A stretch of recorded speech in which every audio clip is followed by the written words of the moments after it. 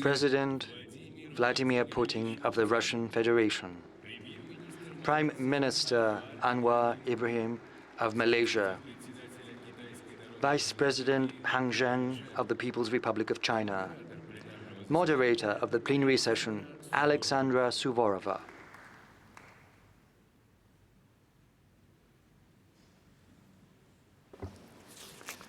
Good afternoon. I'm glad to welcome you to the plenary session of the Eastern Economic Forum. This year, the theme of the forum is the Far East 2030, joining efforts together for creating new opportunities.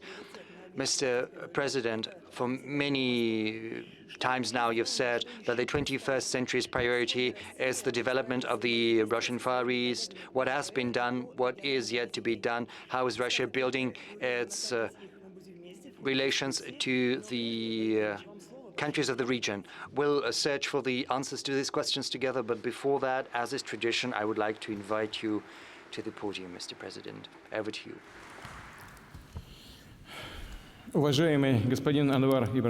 Distinguished Prime Minister Anwar Ibrahim, distinguished Vice President Han Zheng, ladies and gentlemen, I would like to welcome all the participants and the guests of the 9th Eastern Economic Forum. Russia and Vladivostok, in particular, as is tradition, hosts business people, technical and scientific teams, CEOs of leading companies and officials in the early September. Those experts and entrepreneurs who show interest in the Russian Far East, as well as interest in the infinite opportunities this unique part of our country is opening up for creation and for mutually beneficial partnership. As we know, the development of the Russian Far East has been defined as our national priority for the whole 21st century, as our moderator has just pointed out. And life itself has confirmed the aptness and the importance of this decision. The challenges we are facing recently, as well as the trends we are witnessing in the world economy, all of that is testimony to the aptness of our decision. We see that business ties, trade routes, and vectors of development are reorientating towards the East and to the global South. And our Far Eastern regions provide us with a direct gateway to these promising and developing markets. They allow us to overcome the barriers some Western elites are trying to impose upon the whole world. And what's most important, the Russian Far East is a great space which helps realize your entrepreneurial initiative and launch projects, build new industries. The Far East, without exaggeration, is right now the most important factor for reinforcing Russia's positions in the world. It's the flagship of Russia in the global economic reality, and our future, to a large extent, will be dependent upon how fast the Russian Far East is developing. And this theme brings together around 100 events, panel sessions, and roundtables taking place as part of the Eastern Economic Forum. The forum brings together representatives of more than 75 countries and territories. These discussions are accompanied by substantial business dialogue. They result in concrete investment solutions and trade agreements. Just during the last 3 forums, more than 1,000 agreements have been signed to the tune of more than 10.5 trillion rubles. The Eastern Economic Forum has turned into a well-recognized platform for creating business ties and for discussing strategic issues related to the development of the Russian Far East and the Asia-Pacific as a whole.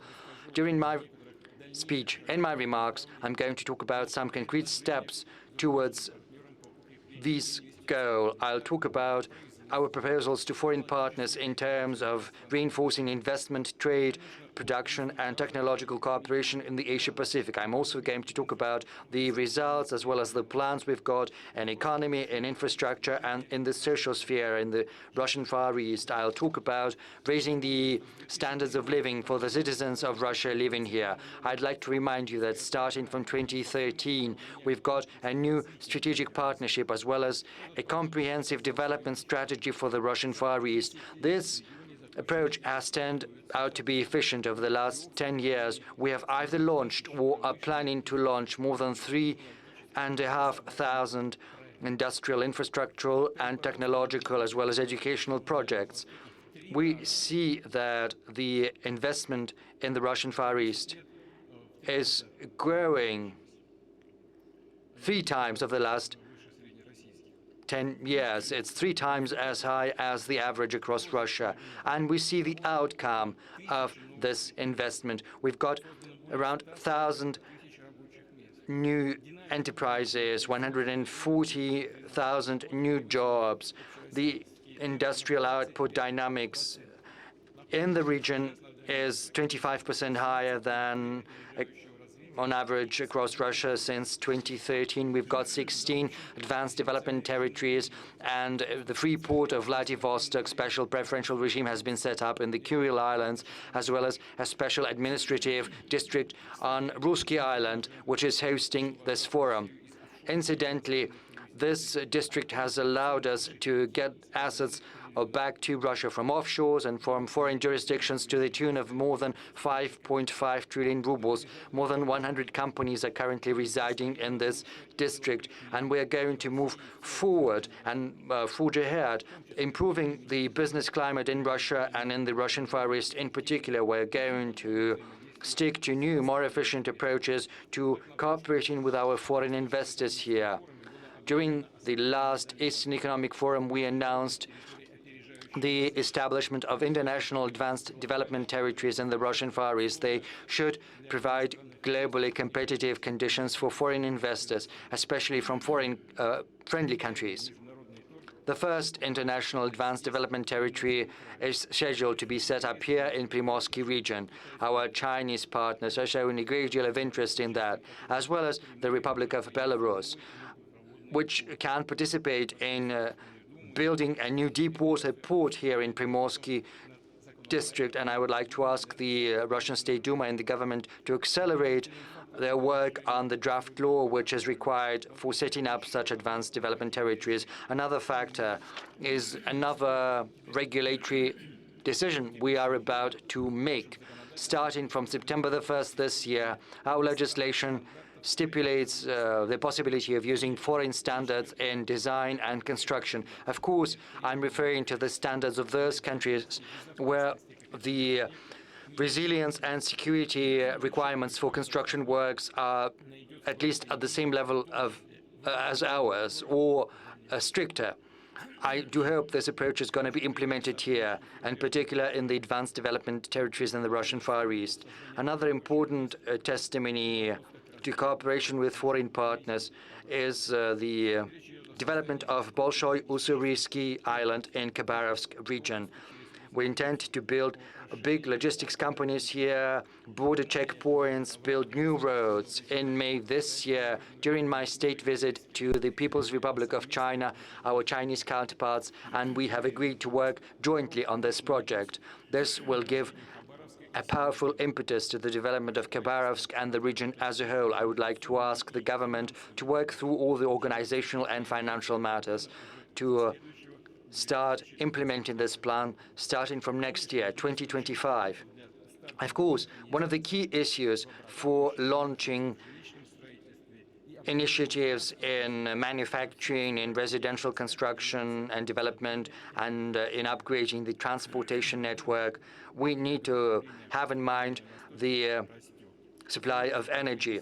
The electricity consumption in the Russian Far East is growing. Right now it stands at 69 billion kilowatt hours per annum. By the end of the decade, it's going to rise to 96 billion, and some settlements and districts and big investors are running into shortages of electricity, which puts a constraint on the construction of new residential areas and industrial facilities and infrastructure. I've already instructed the government to work with our big energy companies and business circles to draft a long-term program for developing the energy capacities in the Russian Far East, and we need to provide the tools for project funding. And through this program, we need to remove any shortages we anticipate in electricity supply in the Russian Far East. First and foremost, through commissioning new electricity facilities such as Nizhny hydropower plant in our Morsk region.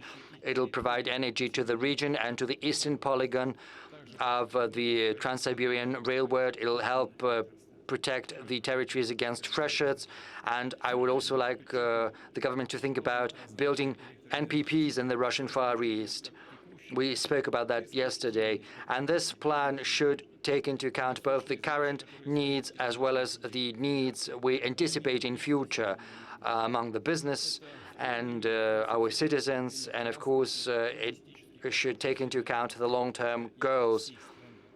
And it should also reinforce the transportation and logistical capacities of the Russian Far East.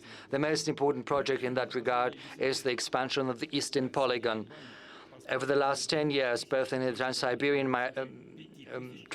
Road and Baikal-Amur mainland, we have laid more than 2,000 and have upgraded more than 5,000 kilometers by the building or rebuilding more than 100 bridges and tunnels through Lena, Bureya, Selinga rivers. By the end of this year, the throughput capacity will have risen to 180 million tons. This year, we have opened a new third stage for the development of this transport network. We have already started doing that. We need to remove the bottlenecks, commission more than 300 facilities, such as the relief roads for Severomorski, Kuznetsovsky, Kodarsky tunnel, as well as the bridge over the Amur River. But of course, this is even a more large-scale task because we need to create a second main track along the length of all of the Baikal-Amur mainland. We need to create 2 tracks for the Baikal-Amur mainland, and we have to electrify it along all of its length. In the next 8 years, we need to lay 3,100 kilometers of the railroads. Just to draw a comparison, it's the same length that was laid when the Baikal-Amur mainland and the Trans-Siberian Road were built, and the same as was laid when the Baikal-Amur mainland was being constructed from 1974 to 1984. So currently we are building a project which, in terms of its scale, is bigger than the biggest infrastructural project of the USSR, which used to be built by all the republics of the USSR, and their forces were very strange back then. So like the Trans-Siberian Road, we need to build a new road transport corridor from St. Petersburg to Vladivostok. And I'm not just talking about increasing the throughput capacity and improving the quality, because it'll also give an impetus to internal and domestic tourism, because this road is going to go through dozens of Russian regions. There are several stages. Last December, a new road was built between Moscow and Kazan. By the end of the year, it will have stretched to Yekaterinburg and then onwards to Tyumen. There are going to be built bypasses for Omsk, Novosibirsk, Kemerovo, and Kansk. Further on, once the road has reached Vladivostok, this corridor will have stretched by more than 10,000 kilometers, including connections to border checkpoints with other countries. I'd like to remind you about the instruction I gave in my address to the Federal Assembly, namely to decrease the queues at the border and decrease the time for inspection of freight transport. It should be no longer than 10 minutes. In the railroad checkpoints, we have already reached a very good rate in terms of the time needed for inspection. In the Eastern Polygon and in other roads, railroads and roads, we have already started large-scale works, engaging professionals, engineers, designers across different regions of country. And through their dedication, they show that Russia is willing and can build fast and at a high quality, implementing infrastructural and transport projects of a national and global scale. I refer in particular to the Northern Sea route as an international logistics route. Over the last 10 years, the cargo throughput has increased by whole magnitude. Back in 2014, the cargo throughput stood at 4 million tons, whereas last year it rose to 36 million, which is 5 times the record registered during the Soviet times. We are going to improve the throughput capacity, in particular through exploring the Arctic mineral deposits, reorienting the cargo, and increasing the transit. We have a big plan for developing the Northern Sea route, building icebreakers, increasing our satellite constellation, improving the coastal infrastructure, building emergency and rescue centers to pilot these logistical routes. 2 years ago, we launched coastal voyages along the Northern Sea route. Right now, this voyage includes 14 ports in the Russian Northeast, the Arctic, and the Russian Far East. Last year, the capacity of the Russian ports in the Northern Sea route exceeded 40 million tons. This is but the beginning. We're going to increase these capacities further, modernizing the transshipment capacities, expanding the close and far-distance railroad connections, which will allow us to increase the capacity of the Murmansk transport hub to 100 million tons, and then even higher than that. Our Eurasian integration partners are interested in developing Murmansk as a transportation hub. Our colleagues in Belarus are contemplating the development of port infrastructure and building their own terminals on the Kola Peninsula, and would like to invite other countries to participate in this project. And I think, and I see there is an interest there. All large-scale transportation and logistics initiatives Russia is pursuing are built using cutting-edge engineering, digital and environmental solutions, which creates an additional demand for the products produced by Russian machine builders and metal companies. It also creates a demand for the services provided by science and high-tech businesses based on cutting-edge approaches, taking into account the new level of quality of technological, economic, and educational capacities of the country. We need to pursue the strategic task of developing the Russian Far East. In particular, we need to further explore the subsoil resources of the Russian Far East, because currently all of Russian tungsten and tin, fluorite, as well as boron-containing ores are produced in the Russian Far East. It accounts for 80% of all of Russian diamonds and uranium, more than 70% of silver, and 60% of Russian gold. There are other key centers for production of these resources in Yakutia and Chukotka. There, the deposits have been explored for quite some time, and their capacities are limited, whereas the demand is constantly growing. So we need to ensure both the export and the domestic market. We need to ensure this resource sovereignty of the country. We need to provide uninterrupted supply of commodities and raw materials for our economy, for our settlements, providing them with fuel and commodities. We need to use most efficient Russian technologies and scientific discoveries in environment and management of natural resources. When I spoke here at the forum last year, I instructed the government to draft specific programs for surveying the mineral resources of the Russian Far East and Siberia, They should be part of the federal project, geology, reviving the legend. These programs are ready.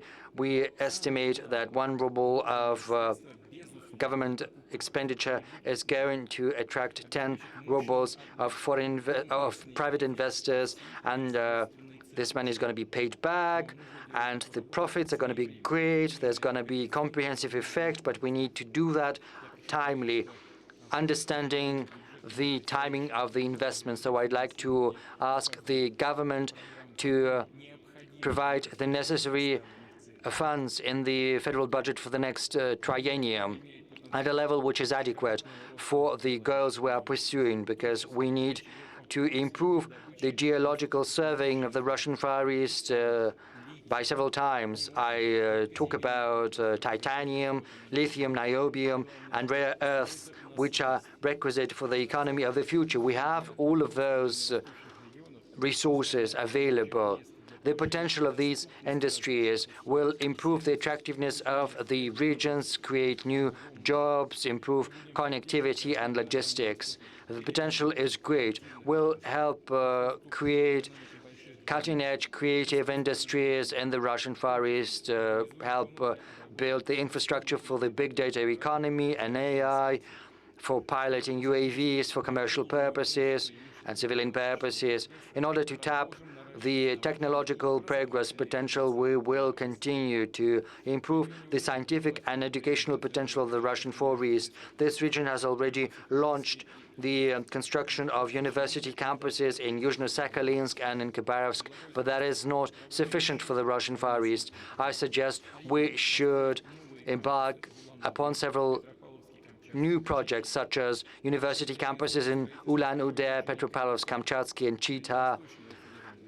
A new batch of construction is going to be implemented here for the Russian Far Eastern Federal University in Vladivostok. It'll have all the conditions for youth entrepreneurship and business incubators. We'll also develop universities in the Arctic. Apart from Archangel campus, we'll build a similar project in Murmansk. Also, on the basis of these campuses, we will launch cutting-edge engineering schools. 2 such schools in Sakhalin and Vladivostok have already been set up. They are meant not just to train specialists for industry and agriculture, transport and social sphere, and for the AI. They are also meant to come up with original innovative solutions for scaling new solutions in social sphere and management and in economy. Russky Island has been hosting the Scientific and Technical Center of Rushydro for the last 2 years and specializes in innovative solutions in global energy, which are used for the technological upgrade of the energy sector in the Russian Far East. Our leading companies will also help build a big, innovative technological hub on Russky Island based on the Far Eastern Federal University.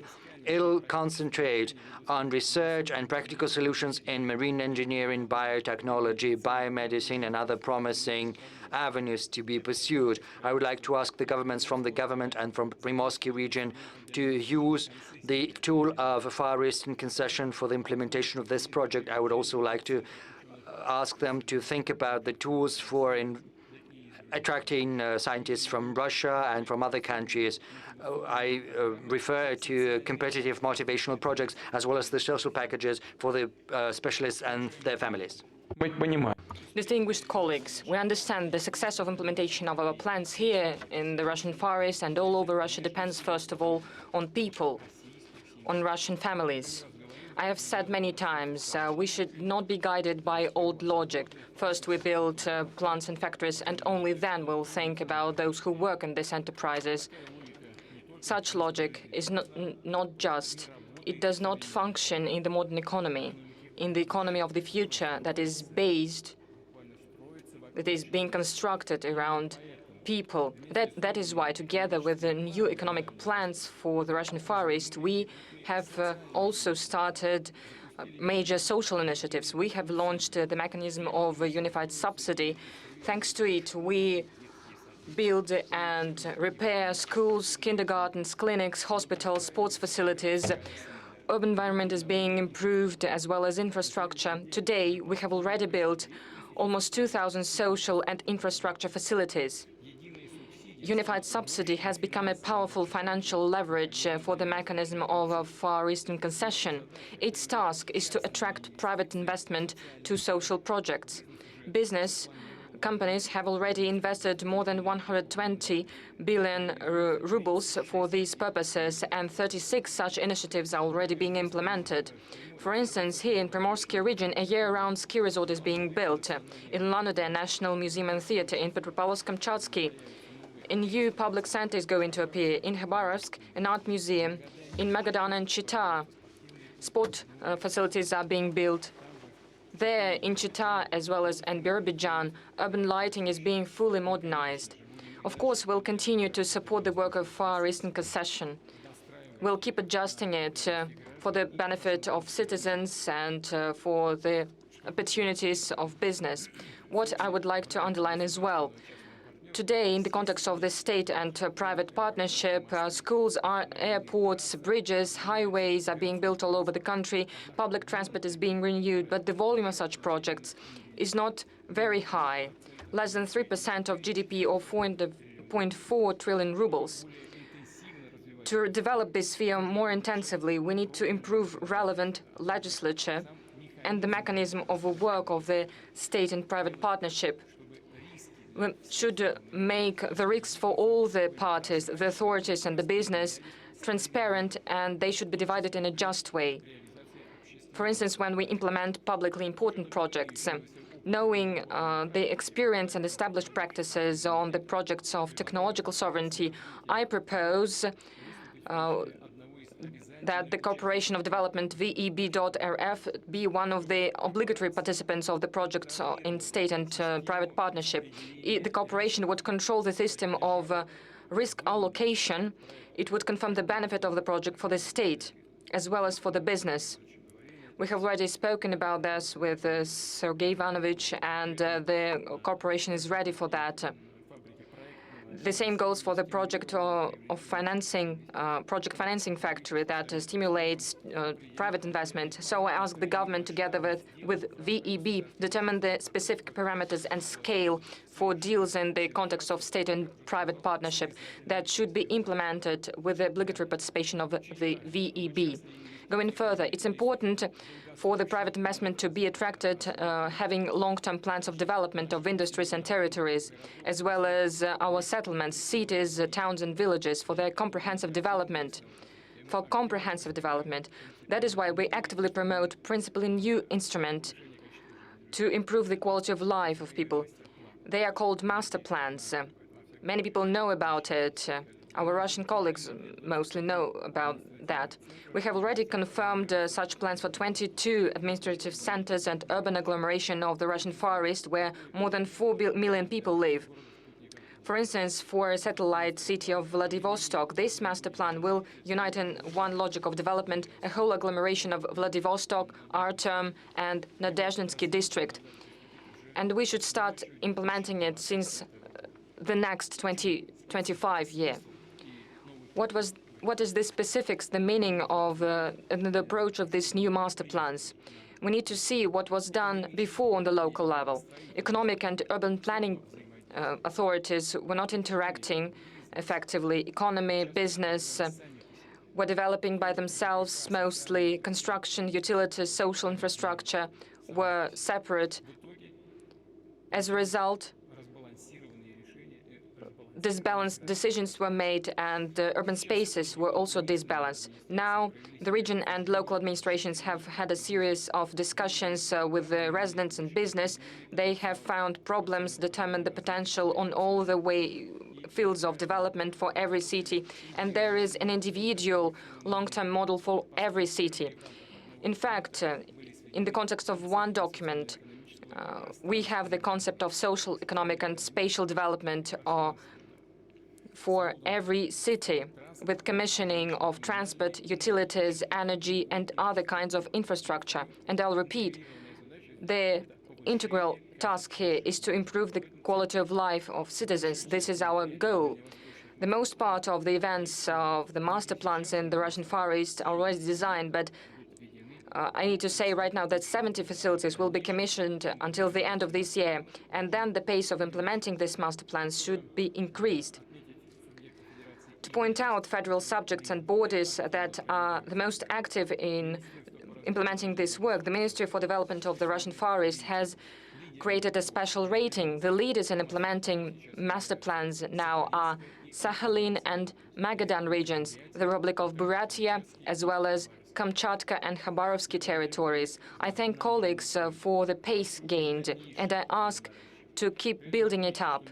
I'll point out that every year we will follow the dynamics of Far Eastern master plans. We'll point out the best regional teams and federal bodies so that the rest could follow suit and use their best practices. I'll add that we have made a decision about additional volumes of budgetary loans to implement master plans approved by the government. We have already allocated 30 billion rubles, and I'll underline this will be additional. There is a confirmed limit since 2025 till 2030, and I propose to allocate 100 billion rubles to implement master plan projects in our Far Eastern and Arctic cities. So above the limit that the regions can receive according to the standard distribution. Speaking about implementing urban development plans, we should not forget about forming new national projects. They're already on their final stage. Moreover, we need to allocate funds for the development of Far Eastern cities in separate sections. First of all, in the context of such national projects as infrastructure for life, effective transport system, family, long and active life, as well as youth and children. What else should be pointed out? Half of master plan spending for Far Eastern cities falls on extra budgetary sources. It means the investment of business, city-forming enterprises that are ready to build clinics, kindergartens, sports facilities, pave the roads, renew utilities networks, restore cultural monuments, and so on and so forth. As I have already said, we will support such investments of the business because I'm sure that building up the pace of transformation in cities, their share will grow. For instance, from the part of the strategic partners, big enterprises that have their social programs and actively participate in urban modernization where they develop their business. Their resources, capacities, and experience should also be used to make master plans a reality. Strategic partners can fully finance the building of social infrastructure facilities in a city, town, or a territory where the investment projects are being implemented. After they transfer such a social facility to a municipality or region, they can receive compensation through taxes, benefits, or other preferences, and I ask the government to determine the parameters of such a mechanism. I'll underline that the experience of the Russian Far East will be a basis to scale the practice of master plans.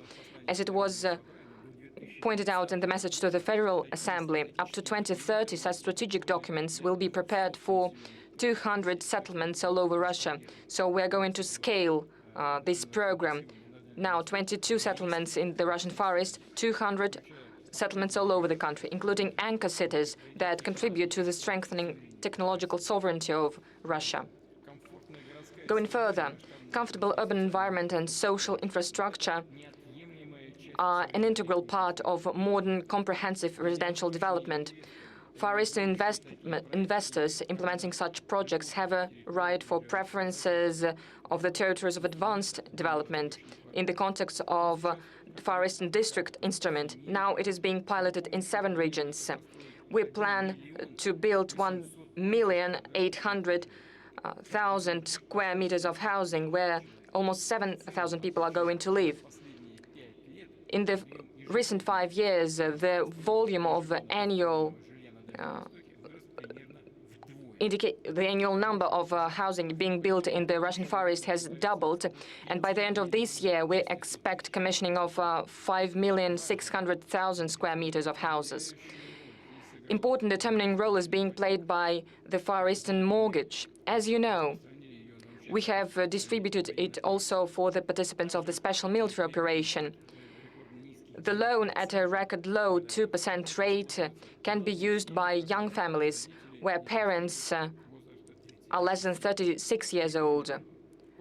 Moreover, this Far Eastern Hectare program can be used by employees of the enterprises of defense and industry complex, teachers and doctors. The same goes for those who live in the Arctic regions. And we are going to prolong it till 2030. I know that there were discussions in the governments about the terms of such mortgage in the future, and I propose to put a stop here and preserve the rate for Far Eastern and Arctic mortgages without change, 2% per annum.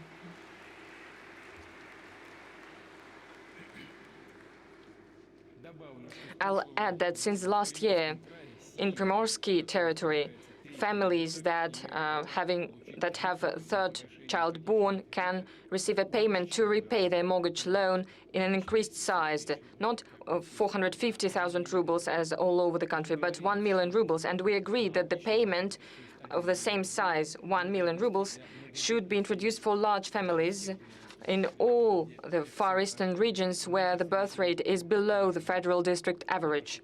And I ask colleagues to expedite the adoption of legal acts for this measure to start functioning since the 1st July of this year, saying retrospectively. And separately, I would like to dwell on very important issues for our families, for our citizens who live far away from the big land, in remote and small cities and villages of the Russian Far East and Arctic. Our task is to ensure regular, uninterrupted supply of these settlements, reduce the time and cost of cargo delivery.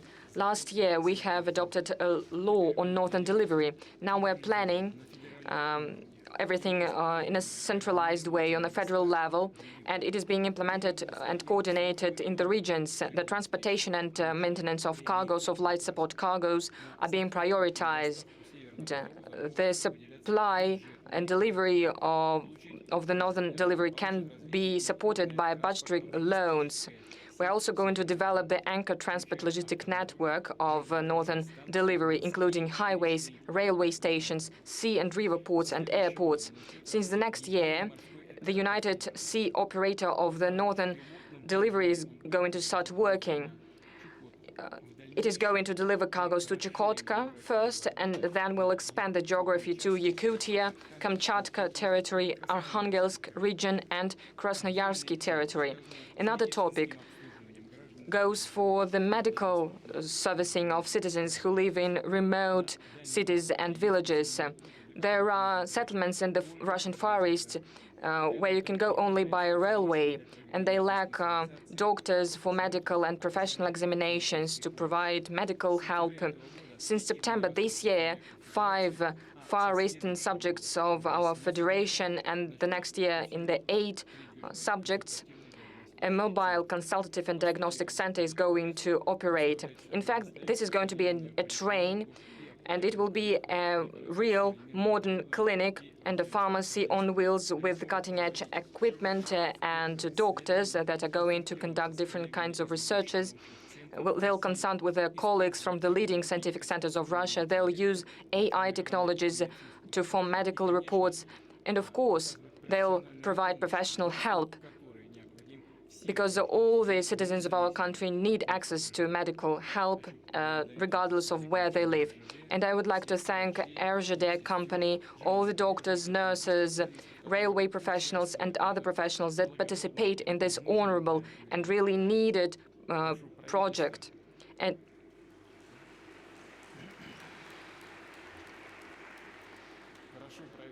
I ask the government to help the company to ensure uninterrupted work of this modern medical center and pharmacy on the basis of a train.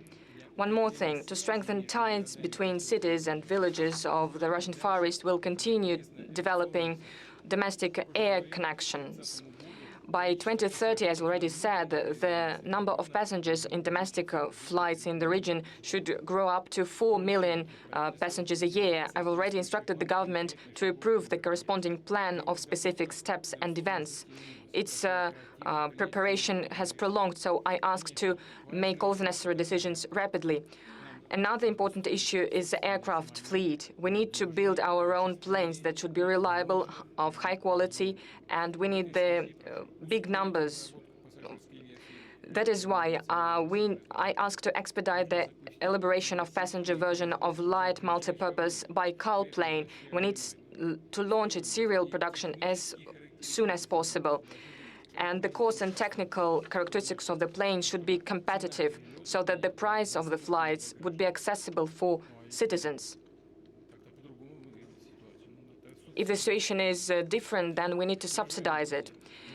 Dear friends, in the recent years, the Russian Far East has become more attractive for the youth, for those people who want to learn interesting profession, for professionals that want to show themselves and their skills, their knowledge, that want to try themselves in the profession that they have chosen. There is an inflow of youth from 20 to 25 years to the Russian Far East in the recent 8 years.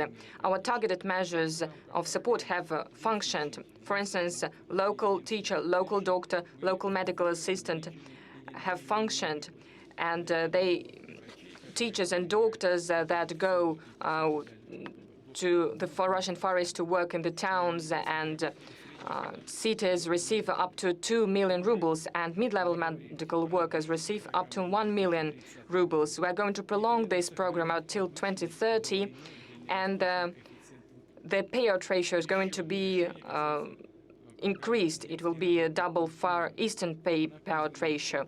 Another program goes for local cultural professional. It supports local clubs, creative centers, libraries, musical schools, museums, those people who preserve our cultural sovereignty, identity, our traditional values, those who educate our youth. And I ask the government to start implementing this program since the 1st January next year. And of course, if we speak about cultural professions that go to small settlements in the Russian Far East, they should also receive payouts with the increased Far Eastern payout ratios, as well as the possibility to participate in the Far Eastern mortgage program. There are new museums being constructed in the Russian Far East.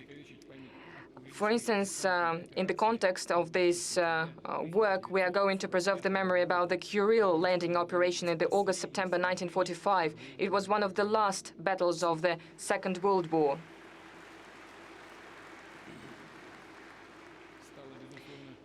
It has become the symbol of the courage of our soldiers and officers that defeated the fortifications of the enemy that seemed impregnable.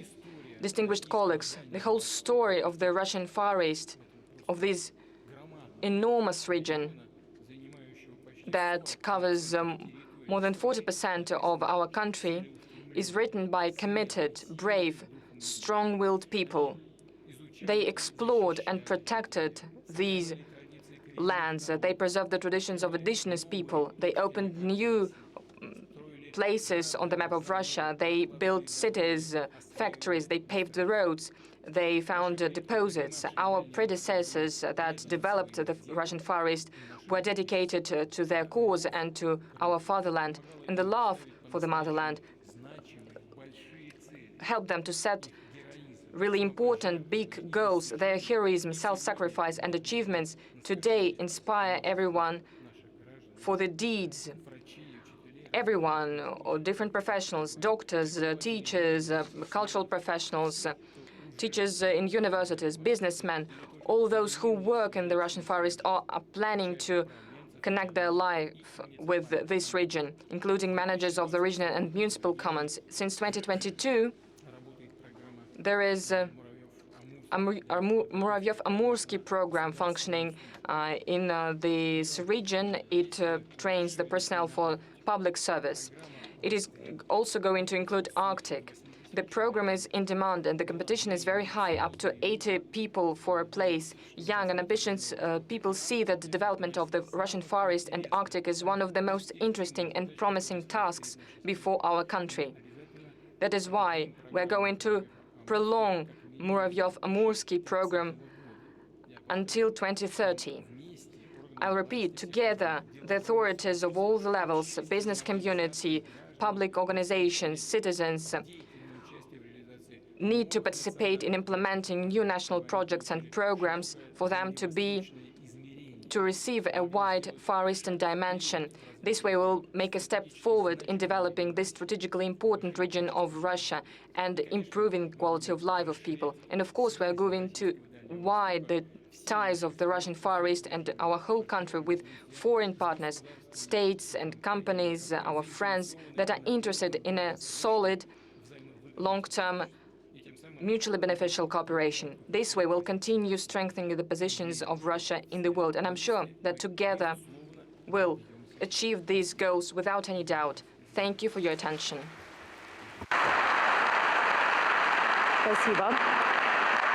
Thank you very much.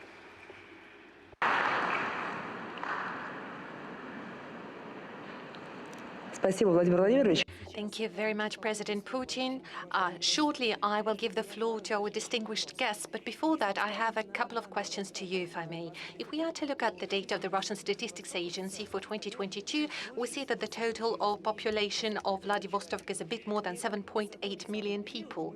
At the same period, this year, we see some migration growth and uplift in 3 regions, specifically Kamchatka, Yakutia, and Chukotka. You mentioned that over the last 8 years, we've seen a considerable uplift in the amount of young people relocating to the region. But still, we could hardly call this situation stable. And in 2023, you saw a certain migrational inflow and then later again outflow.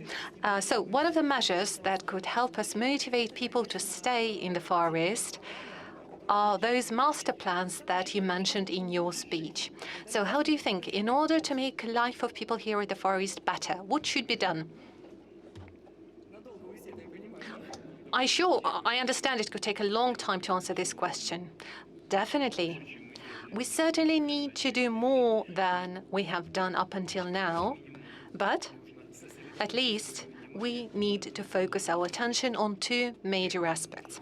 First one, we need to constantly improve the environment and conditions of living here in the region. We need to create more workplaces. And secondly, we need to make sure that living in this region is comfortable and pleasant. And most importantly, we need to make sure that every single person, every single family has a clear understanding that this intention is here to stay, that the planning horizon is long. Our intentions are serious, and by staying and working here in the region, you will create great prospects for yourself and your children. So seeing this future, seeing those prospects in the long run is crucial. First and foremost, we're interested in the influx of younger people here to the region. They are our future. We want them to set ambitious objectives, and we need to create necessary conditions for implementation of those goals. That's the major thing. And just one more question, if I may. You've already mentioned that the experience of the Far East in implementation of master plans will be scaled to other regions. How exactly will that happen? I've mentioned already that a certain novelty, if you could actually call it a novelty, is that we need to combine our spatial development and economic development. Because in the Far East and in Siberia, well, back in the Soviet times, how was the process structured? A factory would be built, an enterprise, and some very simple housing nearby. This is how small towns would emerge. There would be just one big enterprise, and around this enterprise, some kind of a small, hectic town would come up where people would live. This is the way how Baikal-Amur mainline would be built, and many other enterprises were evolving in this particular manner. Many regions were being shaped by those enterprises. Then the enterprise comes first, then some housing was built for people around it, and gradually, as the story would evolve, they would think what can be done additionally so that life of those people is actually a proper human life that is comfortable and pleasant. Well, the difference to the approach that we have for today is that both objectives have to be pursued in parallel. As soon as we start constructing a major enterprise or a factory, we need to think straight away where the people would live, what would be their careers, what we can offer to them in terms of culture, education, medical services, and those projects have to be launched straight away in parallel. I'm not even going to name them. I wanted to do that first, but I decided not to, because I'm sure not all of it is most probably completed exactly in the manner we expected to. I don't want to say something and then you would catch me by the word and say, well, this project is not actually finished.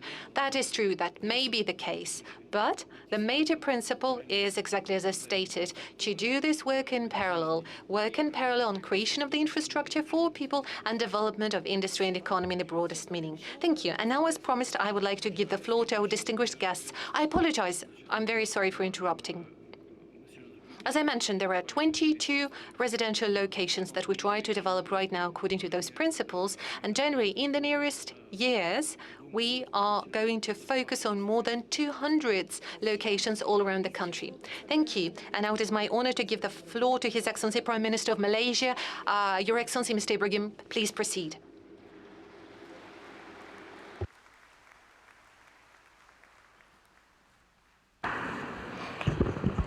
Здравствуйте.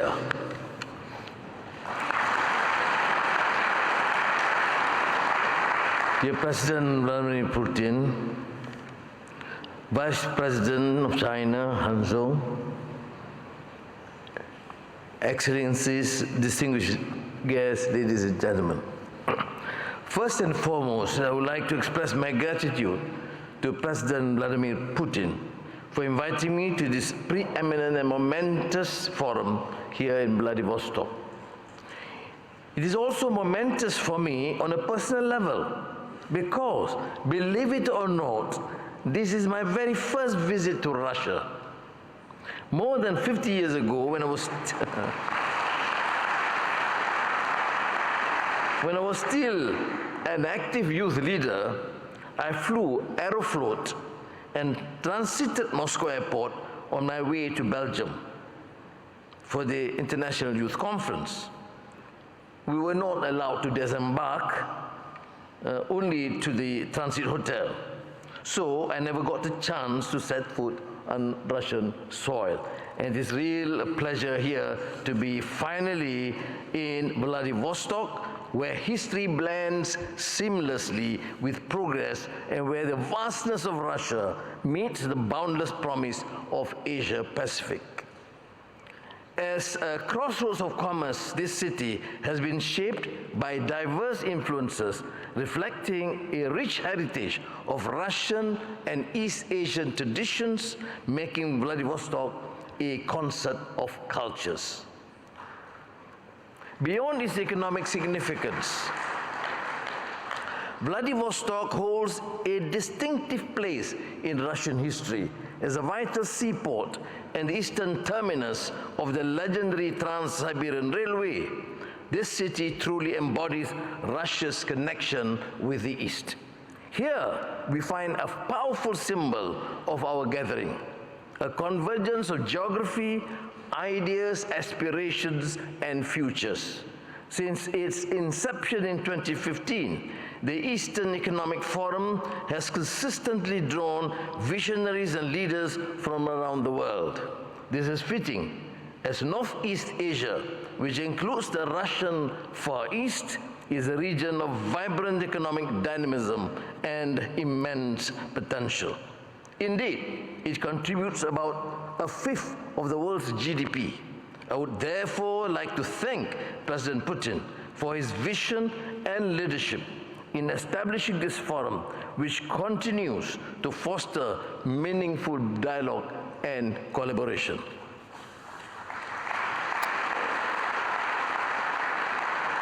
Ladies and gentlemen, Russia is not just a strategic and economic reality that commands attention.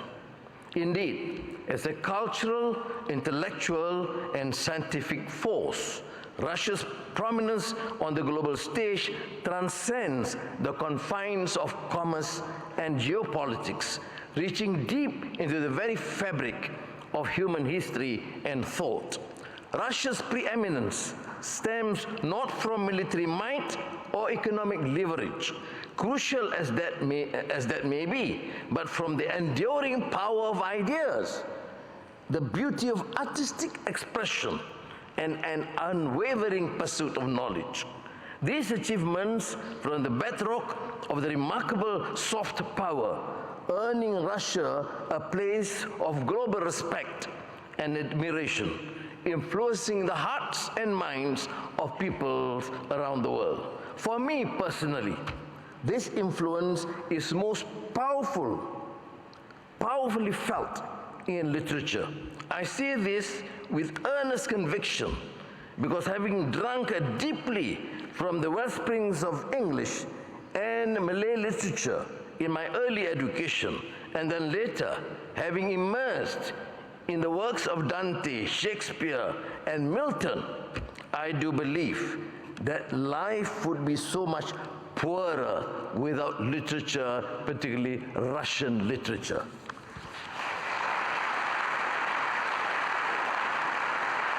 In this regard, I can't sing enough praises for the great Russian authors and poets who have explored the profound complexities of life, unparalleled insight, and whose works have had a lasting impact on my understanding of society and human condition. For instance, the works of Fyodor Dostoevsky and Leo Tolstoy, just to name a few, delve into the moral and philosophical dilemmas that define what it means to be human. While Dostoevsky challenges us to engage with the intricacies of faith, doubt, and the human soul, Tolstoy invites us to reflect on the nature of power, responsibility, and the passage of time. Transcending the literary significance, the appreciation of Russian literature manifests the depth of this great nation's impact on global thought and its capacity to inform our understanding of our own ideas, roles within the border currents of history. Furthermore, the appeal and power of Russian literature extends beyond its philosophical underpinnings. Writers like Chekhov, Pushkin, Pasternak, and also my favorite Tsarina Anna Akhmatova have brought to life the joys, sorrows, and struggles of everyday existence with a realism that has resonated with me deeply. Ladies and gentlemen, in its pivotal role in advancing human knowledge through science and technology, Russia has consistently pushed the boundaries of possibility, from pioneering efforts in space exploration to groundbreaking work in nuclear physics and cybernetics. And you have heard yourself the vision and the plan expounded by President, which covers a comprehensive area, which is developmental as much as it is human. These contributions reflect a deep-seated commitment to understanding and mastering the natural world, underscoring Russia's importance in the collective progress of humanity.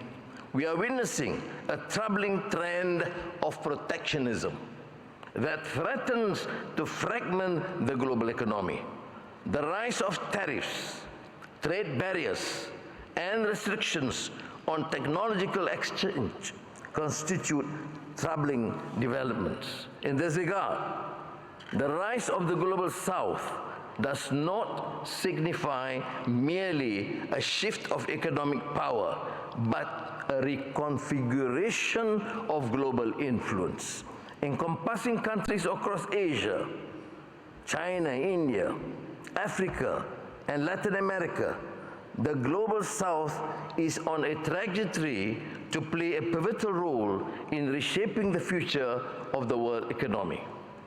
According to recent estimates, the Global South now accounts for roughly 40% of the world's economic output and is home to about 85% of the global population.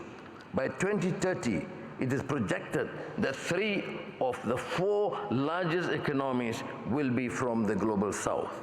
This rise is a reality that presents both challenges and opportunities. For Malaysia, it is essential that we build strong ties to share the growth and to contribute to a more balanced global order. Like Russia, we see the potential of these developing economies, and we are committed to fostering partnership that can drive mutual prosperity. In this vein, Malaysia is actively pursuing opportunities within the Global South and joining fellow nations that seek to create a new paradigm of development, one that is more inclusive, equitable, sustainable, and resilient.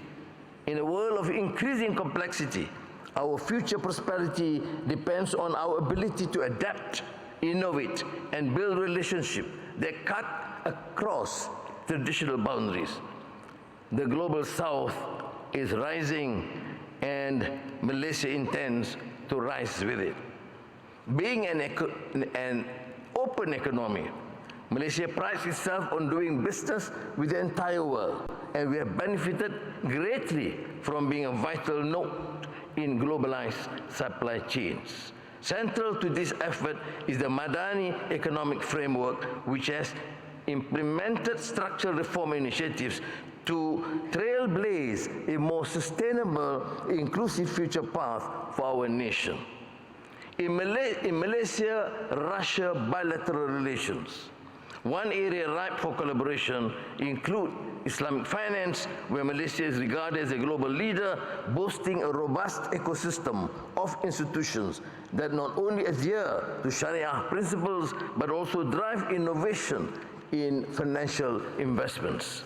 Russia, with its sizable Muslim population, stands at the threshold of enormous potential in Islamic finance, and I believe the introduction of Islamic banking in Russia can facilitate joint projects and attract significant investments from Muslim-majority nations. In agriculture, Russia has made remarkable strides, becoming a significant global player in this sector. As one of the world's largest grain producers and exporters, Russia plays a crucial role in ensuring global food security. Russia's agricultural exports has been instrumental in stabilizing global markets amid ongoing supply chain disruptions. Turning to education and research, Russia has a long-standing reputation for excellence, particularly in STEM, science, technology, engineering, and mathematics.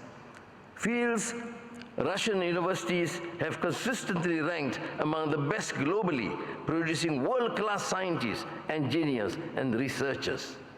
The recent establishment of the Russian-Malaysian High-Tech Center in Malaysia underscores our commitment to fostering technological innovation and academic excellence. In facilitating cooperation in developing high-tech solutions, particularly in energy efficiency, data transmission, and smart city technologies, we can harness our collective strength to drive innovation and address the challenges of the 21st century. Additionally, the strive for cutting-edge advancements such as AI and semiconductor technologies should be guided by humanistic and altruistic values to ensure that tech rivalry and inequity do not result in the hindrance of free trade and a more fragmented geopolitical landscape. Ladies and gentlemen, as upcoming ASEAN chair, Malaysia will not only focus on strengthening existing ASEAN mechanisms and institutions, but also find synergies with other regions and key dialogue partners to foster development and prosperity. In forging ahead with this approach, of utmost priority will be the need to reinforce the paramount principles of ASEAN centrality, which constitutes the linchpin for consensus building that in turn binds member states in cohesiveness action. We will intensify engagement with other sub-regions and leveraging ties with our strategic partners, including Russia. In light of this, in applying to join BRICS, Malaysia aims to diversify our economic diplomacy efforts and enhance collaboration. I would like to take a moment to express my profound thanks and gratitude to President Putin for his gracious invitation for me to attend the forthcoming BRICS summit in Kazan in October.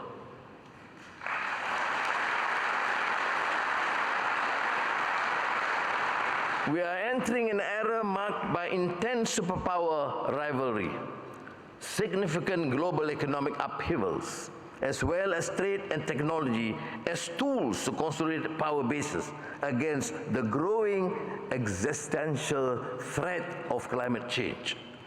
Together, we should continue to cooperate, speak in a unified voice, and exchange ideas and strategy to best policy practices to build a future of even greater peace and prosperity in Asia and the world. Excellencies, ladies and gentlemen, as we chart the path forward together, let us remember that the true strength of our partnership lies not only in the agreement we sign or the projects that we jointly undertake, but in the shared vision and mutual respect that bind our nation. Bolshaye spasiba. Thank you. Thank you. Thank you very much.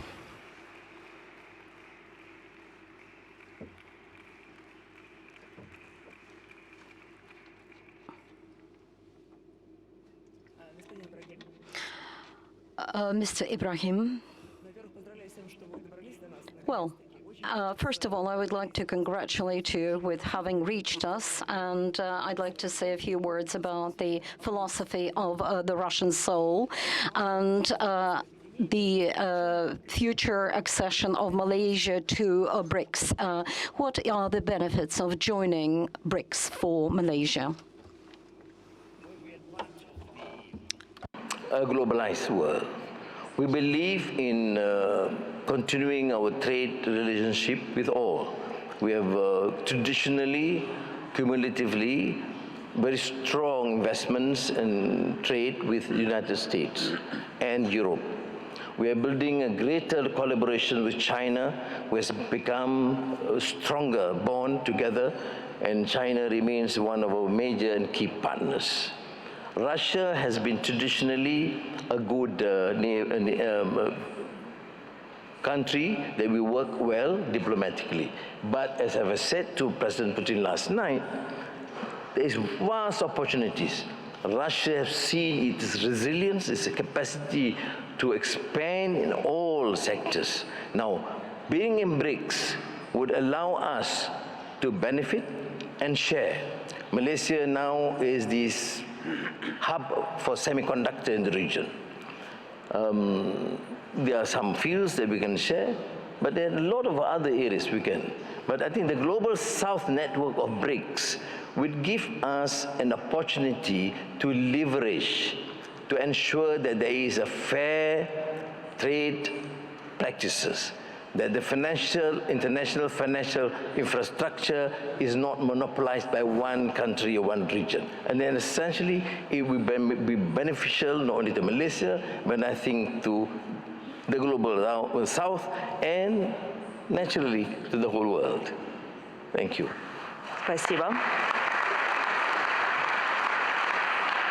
Владимир Владимирович, говоря... Vladimir Vladimirovich, when you were talking about the BRICS summit, what are you awaiting from the BRICS summit in Kazan? And in accordance with the results of 2023, $294 million is the trade turnover, $1 billion is the trade turnover of BRICS. How do you assess the possible future developments and de-dollarization? Is this a sign of the present? Well, above all, we are not conducting the policy of de-dollarization. We continue to conduct settlements in dollars. We were kicked out from dollar settlements. But this is not the main point. The main point is that the currency of any particular country reflects the economic power of the country. And the bigger the economy, the more partners it has, the more popular is the currency for trade settlements. Well, it's natural that when you have a lot of partners, economic partners, you use different types of currencies in settlements. So using currencies for settlements depends on the development of the economy. After the Second World War, the United States used the opportunity of the results of the Second World War in the world economy, conducting the Marshall Plan, creating one global Bretton Woods system, which had been reconstructed and have created a single world currency, the dollar. And it all dependent and continues to depend on the power, on the capacity of economic growth and the economy of the country. And Prime Minister of Malaysia has just mentioned that trends, there is a shift of development of the economy on a global scale. Global South accounts for more than 50% of GDP. World GDP. Well, the BRICS countries occupy 1/3 in the global economy and account for 1/3 of the global economy. So naturally, as far as the usage of different currencies is concerned, I'd like to say that with our partners in BRICS, the usage of national currency accounts for more than 65% of trade operations, which is quite naturally, well, the political forces of the United States have been deploying non-professional methods and, in a way, moving us toward that decision. They probably understand the mistakes they have made, but it's far too late for them to turn back. They think and they see that something should be corrected, should be altered, because the instruments they've been using are not working. We are using our national currencies in trade operations, but it's difficult to change the situation now. Because in changing anything, they would have to accept making mistakes.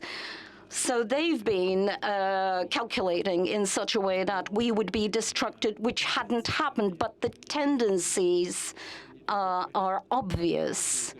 And the tendencies of development on the global scale are actually moving us towards using national currencies in settlements today. As of today, Chinese economy on the parity of buying capacity is more than half of the world buying capacity. So the volume of buying capacity and the parity of buying capacity is larger. the U.S. occupies the second place in the world, but China is growing, and the Chinese currency is used for trade and by trade partners in settlements. And currently, it's Russia is in the third place. We have taken over Germany in this case, and we have taken over Japan. It's true that Japan and Germany have a lot of beneficial trends of development as they are operating in high-tech spheres, but the volumes in our country are higher because we have more opportunity to invest into prospective areas of development. And this is not connected only with political conjuncture. You see, the Europeans and the Americans have made such steps that are moving forward the development of national currencies. As for the development of ties between BRICS countries, they are growing, they are strengthening. In 2005, we formed BRICS. Russia and China were then joined by Brazil. Now we have expanded the number of members. More than 30 countries of the world are ready to cooperate and work within the BRICS, and some of them are ready to join BRICS. The countries boast highly developed economies with rich culture, and they will improve the development of this organization. Thank you. And I would like to turn to one other member of BRICS. I would like to give the floor to Vice President of the People's Chinese Republic, Mr. Han Chen. Welcome.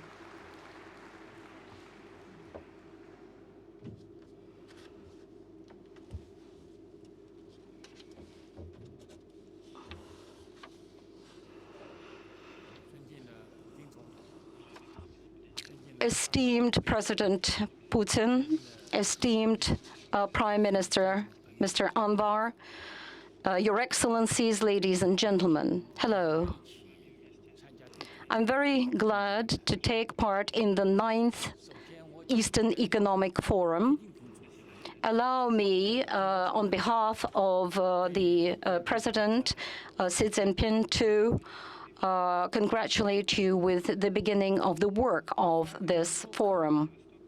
Vladivostok is a window to the world for the Far East and Eastern countries. And thanks to President Putin, Vladivostok organized the first Eastern Economic Forum 9 years ago.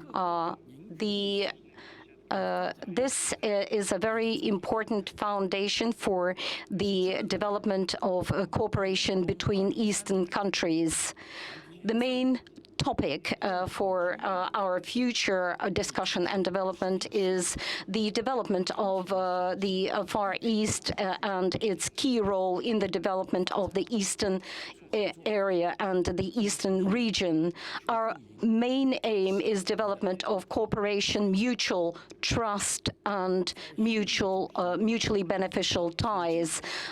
Under the strategic chairmanship of the President of China and the President of Russia, we have been developing the relations between China and Russia in the new era. This year, the presidents have met in Peking and Astana and have drawn up plans for multilateral development of ties between the countries to commemorate the 75th anniversary of the establishment of diplomatic ties between Russia and China.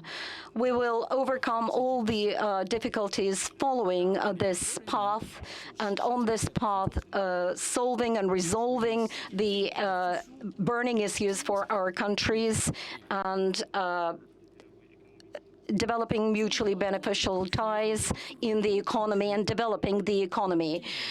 The Far East and China are geographically close, and they have a lot of benefits in the development of trade, investment, energy, and transportation connectivity, being natural partners. China has been the largest strategic trade partner for the Far East. The trade turnover between Far East and China in 2023 was $33.8 billion, having grown by 54%.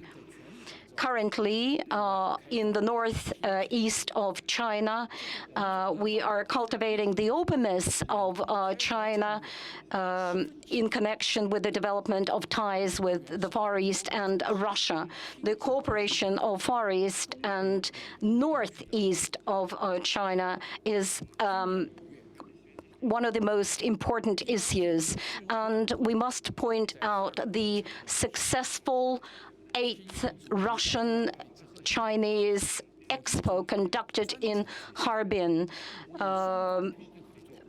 President Putin took part in the opening of this exhibition, and this was laying the foundation for future development of cooperation and ties between our countries.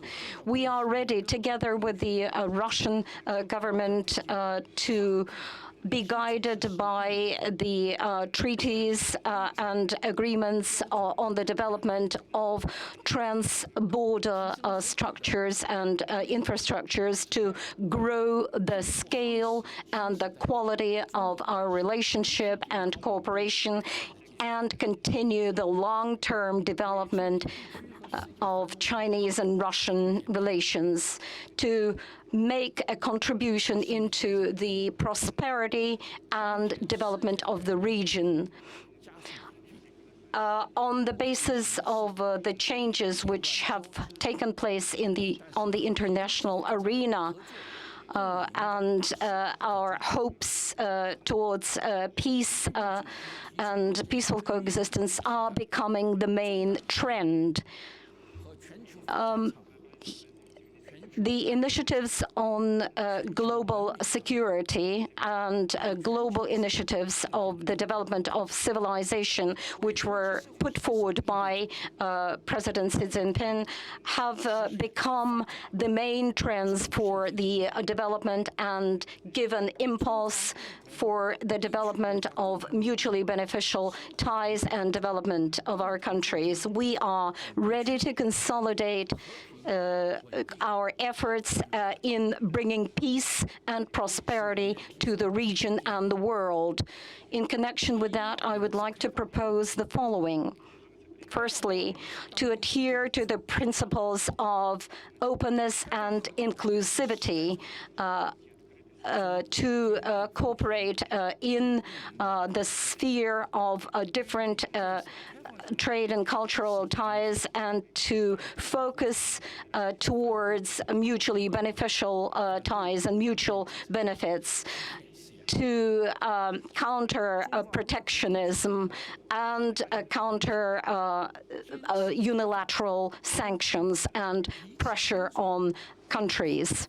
We are ready to strengthen fraternity and on the basis of principles of openness and mutual respect in continuation of mutual development, to foster mutually beneficial cooperation is important in order to achieve high results in the development of Southeastern Asia and for the prospective development of the region as a whole. We're working to find new points of mutually beneficial ties and stable, seamless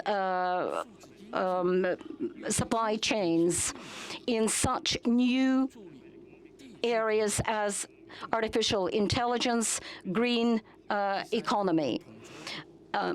for the future development of our countries. The third point is to provide for comprehensive security in the region. Security is the foundation of safety, and safety is the result of strengthened security. And the world is developing on a global scale. We need to combat the mentality of Cold War and the usage of double standards. The peace and stability, which are the prerogatives of Northeast Asia, is our main aim. We are ready to strengthen our ties and friendship in order to provide for the security of the whole region and on a global scale.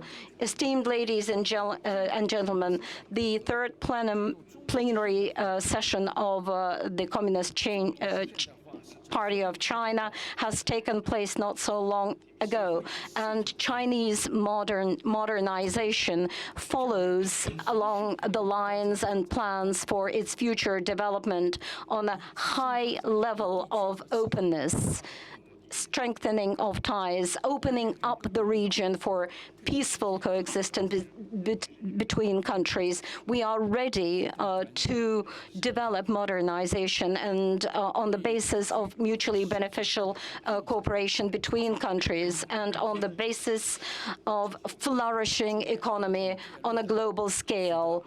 I would like to wish you fruitful work at the forum. Thank you very much for your attention. Thanks a lot.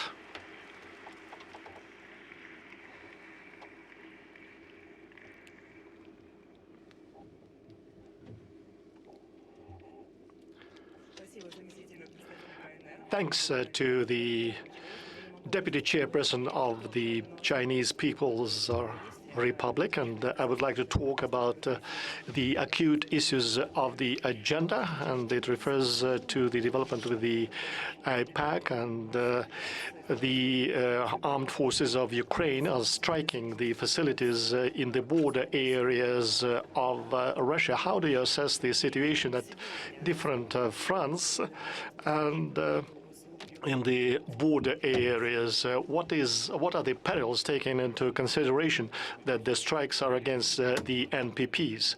When we talk about these things, we should think, first of all, about humans who are suffering from these acts of terror, and the sacred obligation of the armed forces is to thwart the enemy from these areas and to protect the citizens. And the whole of the country should do their utmost to give support to the people. And the goal of the enemy was to force us, getting jittery and moving the troops from one sector of the front to another, and stop our advance at the key front areas in Donbass, first of all. And the advancement in these areas is our ultimate goal. Did they succeed? Nope, they didn't manage to succeed. Our armed forces stabilized the situation and started forcing the enemy out. And the second, which is most important, no actions to contain our advance took place. More than that, relocating their large and well-trained reserves, the enemy got weaker at the key fibers, and our troops accelerated our offensive, and we gained a lot of territory. The East grouping has acquired an area of 5/7, and the center grouping is very proactive in Donetsk area, and they seized square kilometers of territory, like 4/5, 3/5 kilometers, etc. And then another thing which is important, there are heavy losses for the enemy, both in manpower and material. I won't be throwing any figures to you. The information is available in the Ministry of Defense, and the figures of the losses are confirmed by a number of these sources. And as a result, it could result in the collapse of the front line in some areas, and the combat capacity of the Ukrainian armed forces could be lost. That's what our ultimate goal is. That's the general estimate of what is happening, and of course the General Staff and the Minister of Defense report the situation to me several times a day. You have mentioned already that people are the most important thing and that they are being protected. While in Vladivostok, you have mentioned, you have also asked about the strikes against NPPs in Kursk and Zaporozhye. These are very hazardous and dangerous acts of terror. You can just imagine what will happen if our retaliation is just the same.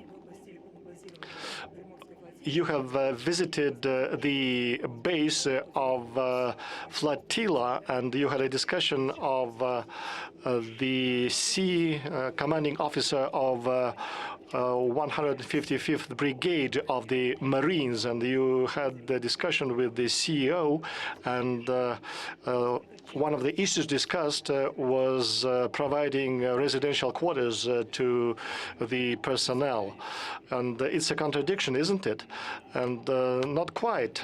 And the brigade commander of 155 did not have been talking about householding the things, but actually it was me who has been looking for the place to build residential quarters, and I'm sure that it is necessary to implement the construction plans in time, and they will be fulfilled. And of course, the other commanding officers have raised different issues about the well-being of the soldiers, and I have been talking with the CEO of 118th Brigade and of the Pacific Fleet, and of course there are some requirements for the residential quarters for the personnel of the boys who are fighting over there, and they are doing their duty in a heroic manner. And by the way, one of the tasks of the enemy when they made an incursion into the Russian territory was to stir up panic, but what did it result in? It resulted in the consolidation of the society. That's what always is happening in Russia. It is signified by the fact that the number of the men who are signing contracts with the armed forces has grown. Another thing, as far as social welfare of the servicemen is concerned, the country should take care of it. And the CEO of the 110th Brigade of the Black Sea Fleet stated that the authorities over there are prepared to allocate land, and if the land plots of the belonging owned by the Ministry of Defense are not enough. So I had a discussion. The necessary resources will be allocated. You have mentioned that Kiev might start negotiations with Russia if there is a failure of their offensive in Kursk region. I have mentioned it already that we have already coordinated all the parameters of peaceful cooperation with the representative of Kiev. That was reached. We have come to terms about everything. More than that, the head of the delegation of the Ukraine, and who is still the head of the ruling fraction of the party in the Ukrainian parliament, has endorsed those disagreements. It was necessary to iron up some subtleties, but still he has his endorsement. And then Mr. Boris Johnson of the UK came and he instructed the Ukraine to fight till the death of the very last Ukrainian. That's what's happening now, trying to achieve strategic loss of Russia, but that's not happening, and that the authorities of the Ukraine have stated that had they been implementing what was agreed on, the war could have happened a long time ago, had they not been listening to the instructions from the third parties. We have never refused to talk with them, but not on some wishful thinking ideas, but based on the documents that have been already agreed on and endorsed between the two parties. And is there any understanding of what country could be a mediator if the further negotiations occur? We respect our friends and partners who, I think, are sincerely interested in addressing all the issues and resolve all the issues associated with this conflict. First of all, it is Chinese People's Republic, Brazil, India. I'm in contact with my partners, and I have no doubt that the leaders of these countries, and we have the relations of trust and confidence with one another, will be really interested and provide a helping hand. And the whole trouble started with the coup d'etat in Ukraine in 2014. They keep telling us about the human rights and about the principles of the rules of law, but what was the coup d'etat then? It was a bloody coup d'etat, which resulted in a part of the population of the Ukraine not agreeing with what had happened. They started fighting for their right, and it resulted in the ongoing conflict. But the other parties try not to recollect, to think about it and to remember it, but we are aware about it, and we will be protecting the interests of the people who are close to us and who are Russian speakers and who are the bearers of the Russian culture that Mr. Anwar Ibrahim has been talking at length about today.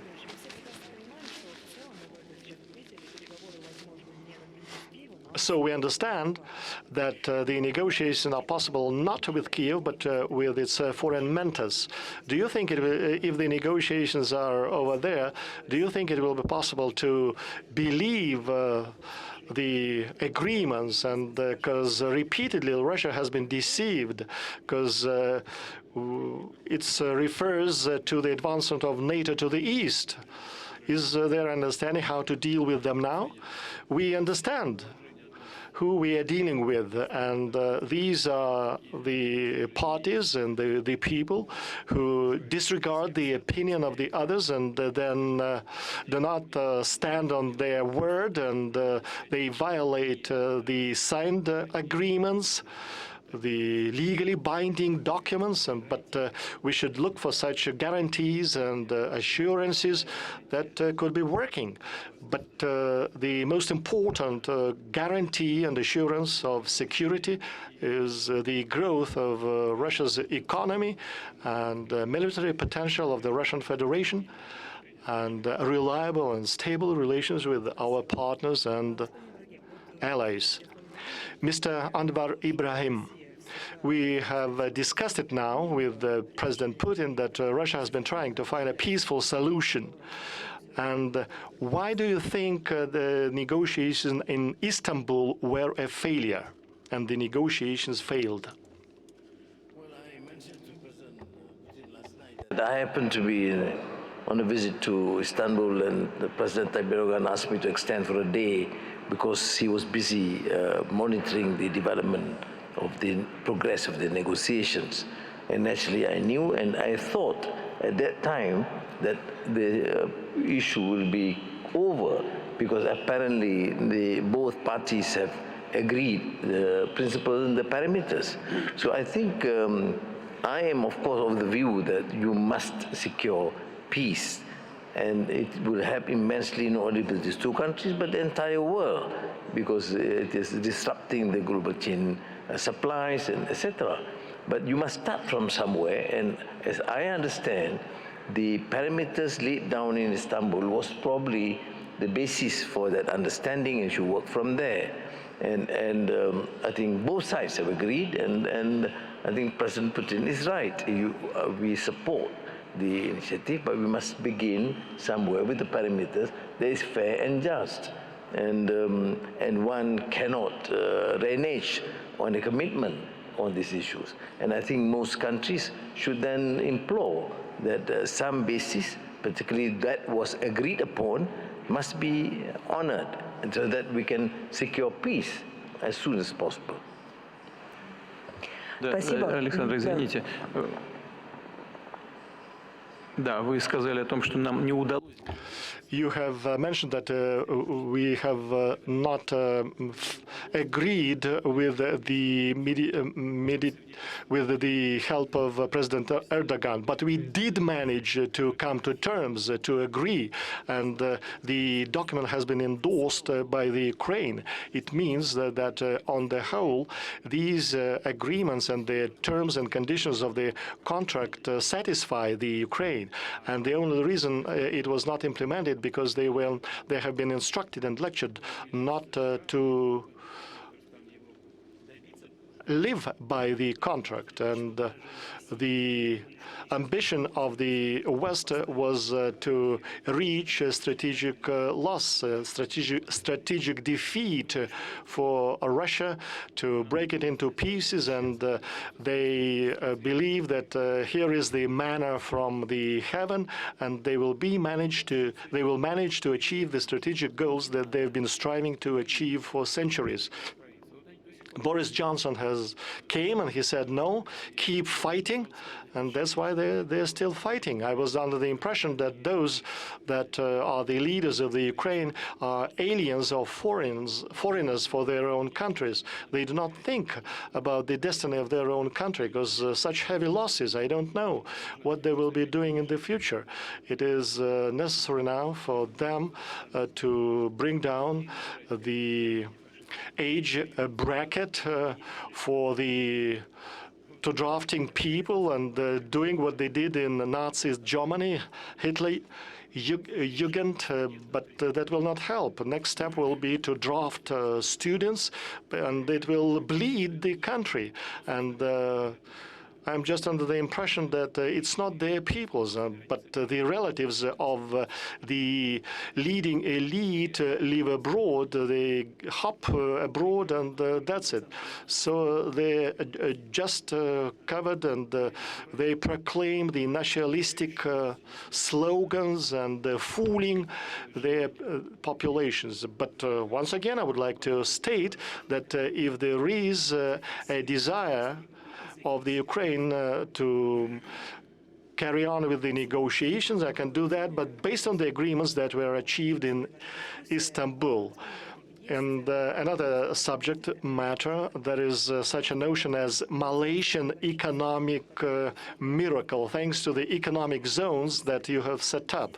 What are the conditions for business, and are Russian companies welcome there? Well, I met a number of leading Russian companies yesterday and even this morning.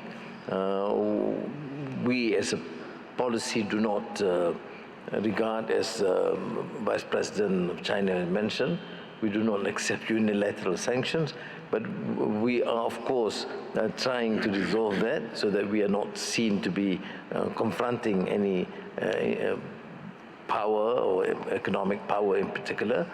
So we focus on economic zones in the country, and Russian companies, I've told them, we are an independent country, the centrality.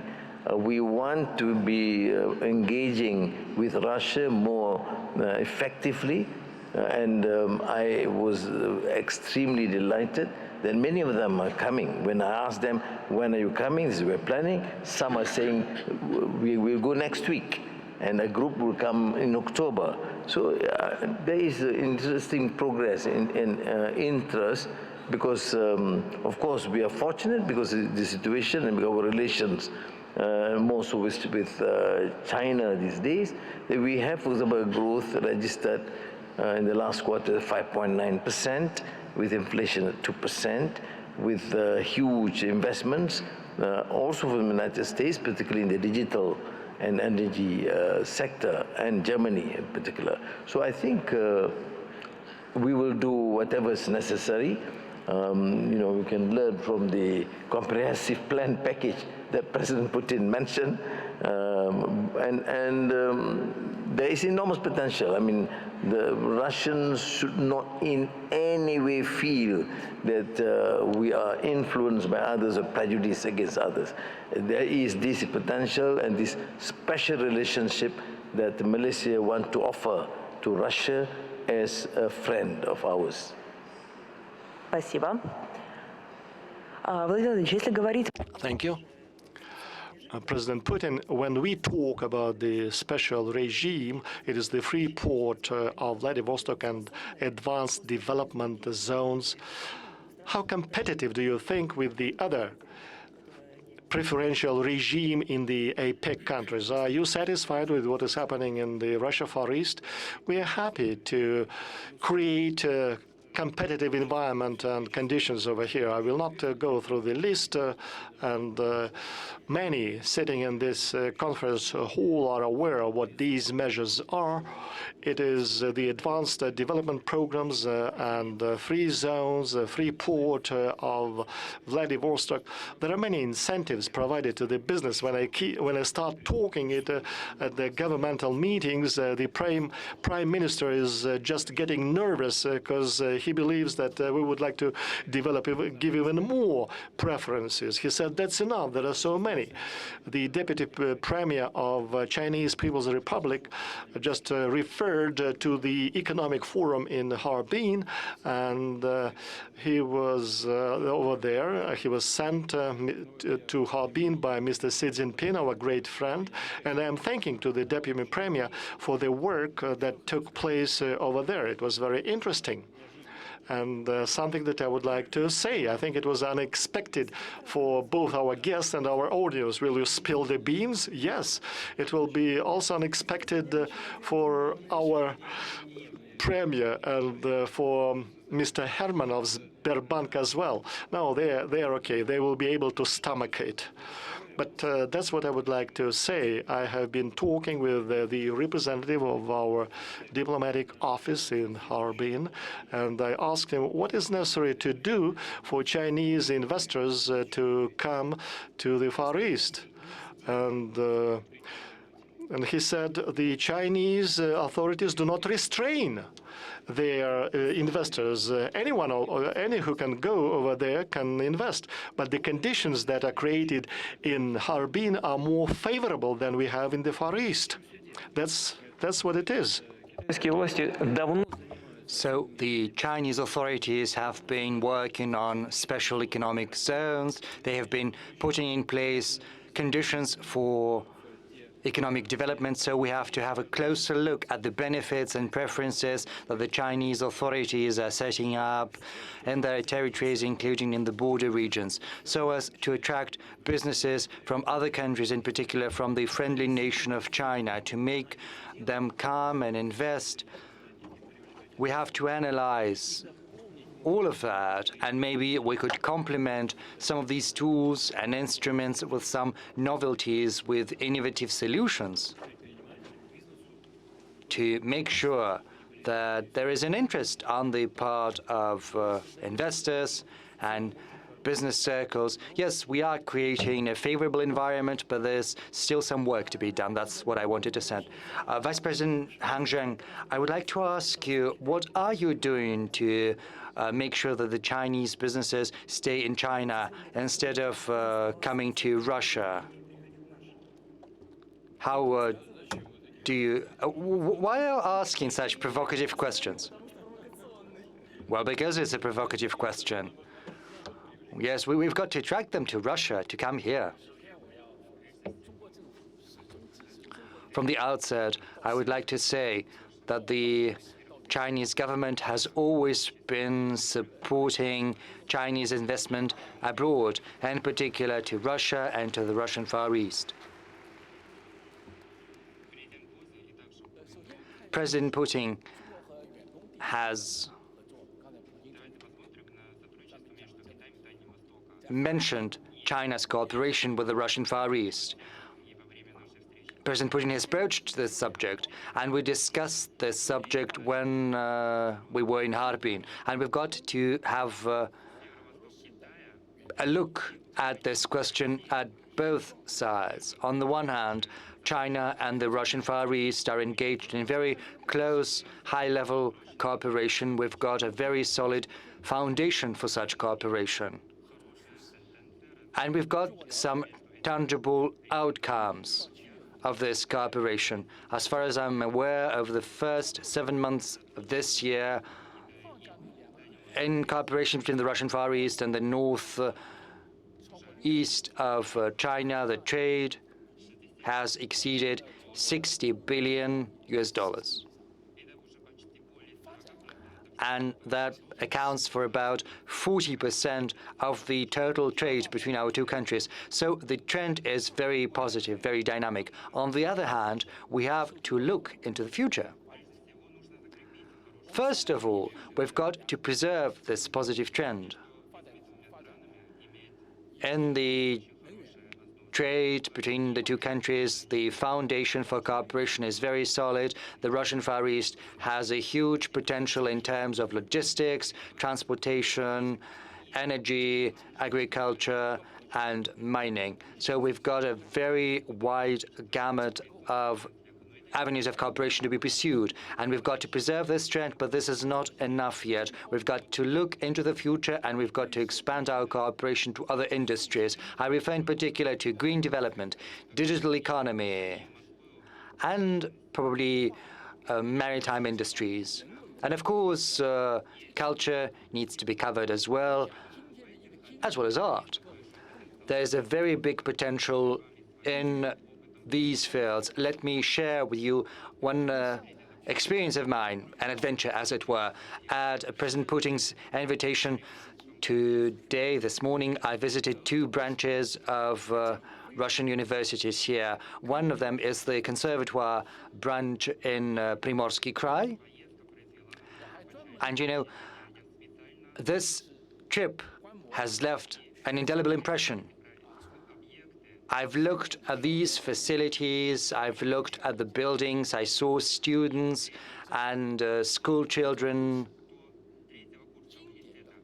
you know, from the third year of the university. They were performing admirably, playing some classical music, dancing, and the ballet, the Swan Lake, namely, and I was deeply impressed. And I said, yes, we've got a very good level of cooperation between our two countries in these fields. And I'm happy to see that each year there is a very big flow of Chinese students coming to Russia to study arts. As far as I know, from Heilongjiang province, 40 students have arrived as of now to Russia. So there is a very big mutual interest between these two regions in deepening their ties and cooperation, and the Chinese government has always been supportive of all businesses and companies, be that public-owned or private ones, supporting their investment into Russia's economy and the economy of the Russian Far East in particular. So we've got very wide cooperation opportunities. Thank you. Prime Minister Ibrahim, two secrets have been revealed. We've got to learn the third secret from you. Is Malaysian business interested in coming to the advanced development territories and the free port of Vladivostok to work in a full-fledged manner here? The region, Vladivostok, was something new to us. This is my first visit, and a number of discussions have taken place. But Russia as a whole, of course, has been given enough attention. There's been growing trade and investments jointly in, of course, energy sector, industrial complex, and also in digital technology. We're sending more students to Russia, and there, of course, this can be explored specifically. It's not as powerful as China. We're trying to be. It will take time. Thank you. Спасибо. Thank you, Mr. President. Well, it's very nice to hear some reaction. When there's a round of applause, then it means that we are moving in the right direction. If we look at the statistics from the Ministry for the Development of the Russian Far East, over the last 10 years, we have had 4,200 billion rubles that has been invested over these years into Russia. Is it much or not so much? And what about the rate of investment? Is it going to grow or be preserved? Because, you know, Mr. Trutnev has asked you to raise the goal, the benchmark, to 12 trillion by 2030. I think it's a big sum, but not enough yet, not sufficient. Mr. Trutnev has made his traditional report on what has been achieved. Over the previous year, we, as is tradition, have also participated in the launch of new companies, new facilities, and there is a view according to which this investment can be boosted to at least 12 trillion rubles, so by another 1.5 trillion, and I think this is a realistic goal. Thank you. Mr. President, let's get back to the recent developments. At the end of August, Pavel Durov, CEO of Telegram, was detained in Paris. He was later left under judicial surveillance, and he had to post bail. So why did Moscow not do what Paris has done? And, you know, there's been a lot of talk that you had a meeting in Baku. Is that true or not? I met Mr. Durov once in Moscow. That was a long time ago, many years ago. He spoke to me about his plans. You know, I've got regular meetings with business circles, and he attended one of the meetings that took place in the Kremlin in Moscow. I do not remember when exactly. It was many years ago. He spoke about his plans for his future businesses, and since that time, we've not had any contacts. So why meet in Baku? I do not know why I would have done that. Moreover, I was not aware that he was in Baku. Well, if there is an interest, you know, there are many business people here. I often attend and organize meetings with businesses. We meet as part of association of entrepreneurs, or I meet with businesses individually, especially if businesses need some guarantees or assurances from the government. Both myself and the chairman of the government and the federal ministers are always willing to do that. This is what I've always had in mind. We do not try to erect any war between ourselves and the business. So if he wanted to meet us, then he could have done it. But I didn't know that, and I thought he lived in Moscow. No, he doesn't live in Moscow. He lives in Dubai. Well, people of the world, billionaires, they can afford to live wherever they please. We do not have any grievances with him. But I know that there are many grievances on the part of many countries, given the fact that this platform is, to a certain extent, used by different people, different organizations that, whose activities could prove to be deleterious, either to the economy or to the security of any particular country. And I think the government of Russia could have some questions to address to him, but, you know, this is the problem with any platform of this type. If they're treating Durov like that, maybe they should detain others as well, put them on under house arrest. So the actions of the authorities, this is something I do not understand, because I mean the authorities of France, because they are very selective. Okay, thank you. Prime Minister, Ibrahim, last year your country registered a record number of Russian tourists, 110,000 people. It's a growth of 37% year on year, and this is not the limit yet. To boost these numbers, do you have plans for direct flights? We should not preclude Aeroflot going to Malaysia. Firstly, we have been seen and more attractive to Russian tourists. You know, there's a huge increase in a year, and I think the issue of flight is one consideration. We say to have agreed in principle. We are working on it as fast as possible, and then of course to introduce Malaysia to Russian public, and I think they would, once they get to know the country is peaceful, is economically vibrant, and a very beautiful country. I mean, I don't want to compete with Russia or China, but at least what we have in Malaysia, you don't have in Russia. But what you have in Russia, we don't have in Malaysia. So it is important for both countries to increase the passage of tourists, because they will see things that they have not seen in their countries. And I really hope that there is that potential for Russians to come, and we do encourage. I mean, Malaysia is a friendly nation, no prejudice. We are not dictated by any power, and we want to have that sort of special relations with Russia as we have with many countries. I think once you go there, you will find out that Malaysia is truly Asia. Господин Ибрагим, ну что посмотреть в России? Я думаю. Prime Minister Ibrahim, and what about Russia? The Russian tourists coming to Malaysia, what should they see in Malaysia? What is the essence of Asia? The multiracial society, we have a strong ethnic, indigenous, and also Malay population. We have a large number of Chinese ethnic minorities and Indians and indigenous tribes. We have a range of what is called virgin jungles.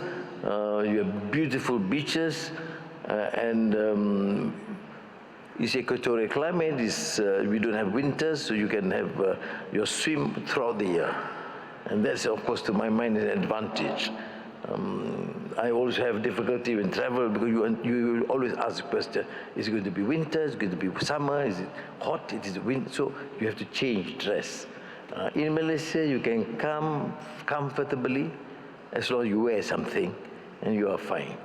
В зале стало, кстати, больше улыбающихся лиц на этой фразе, что всегда в Well, everyone is smiling when you said that it's warm and nice in Malaysia. Well, I've been to Malaysia, and I can confirm everything Prime Minister has just said.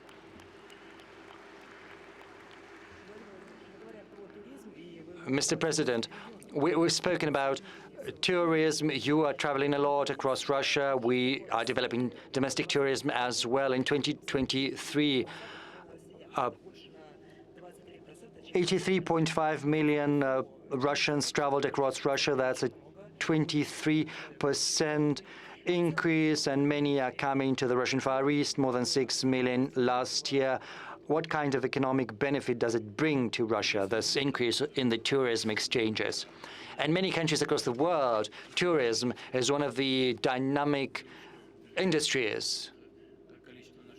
Well, we shouldn't go far. Yeah, you know that around 5 million people from Russia go to Turkey, and this is an important source of income for the budget of the country.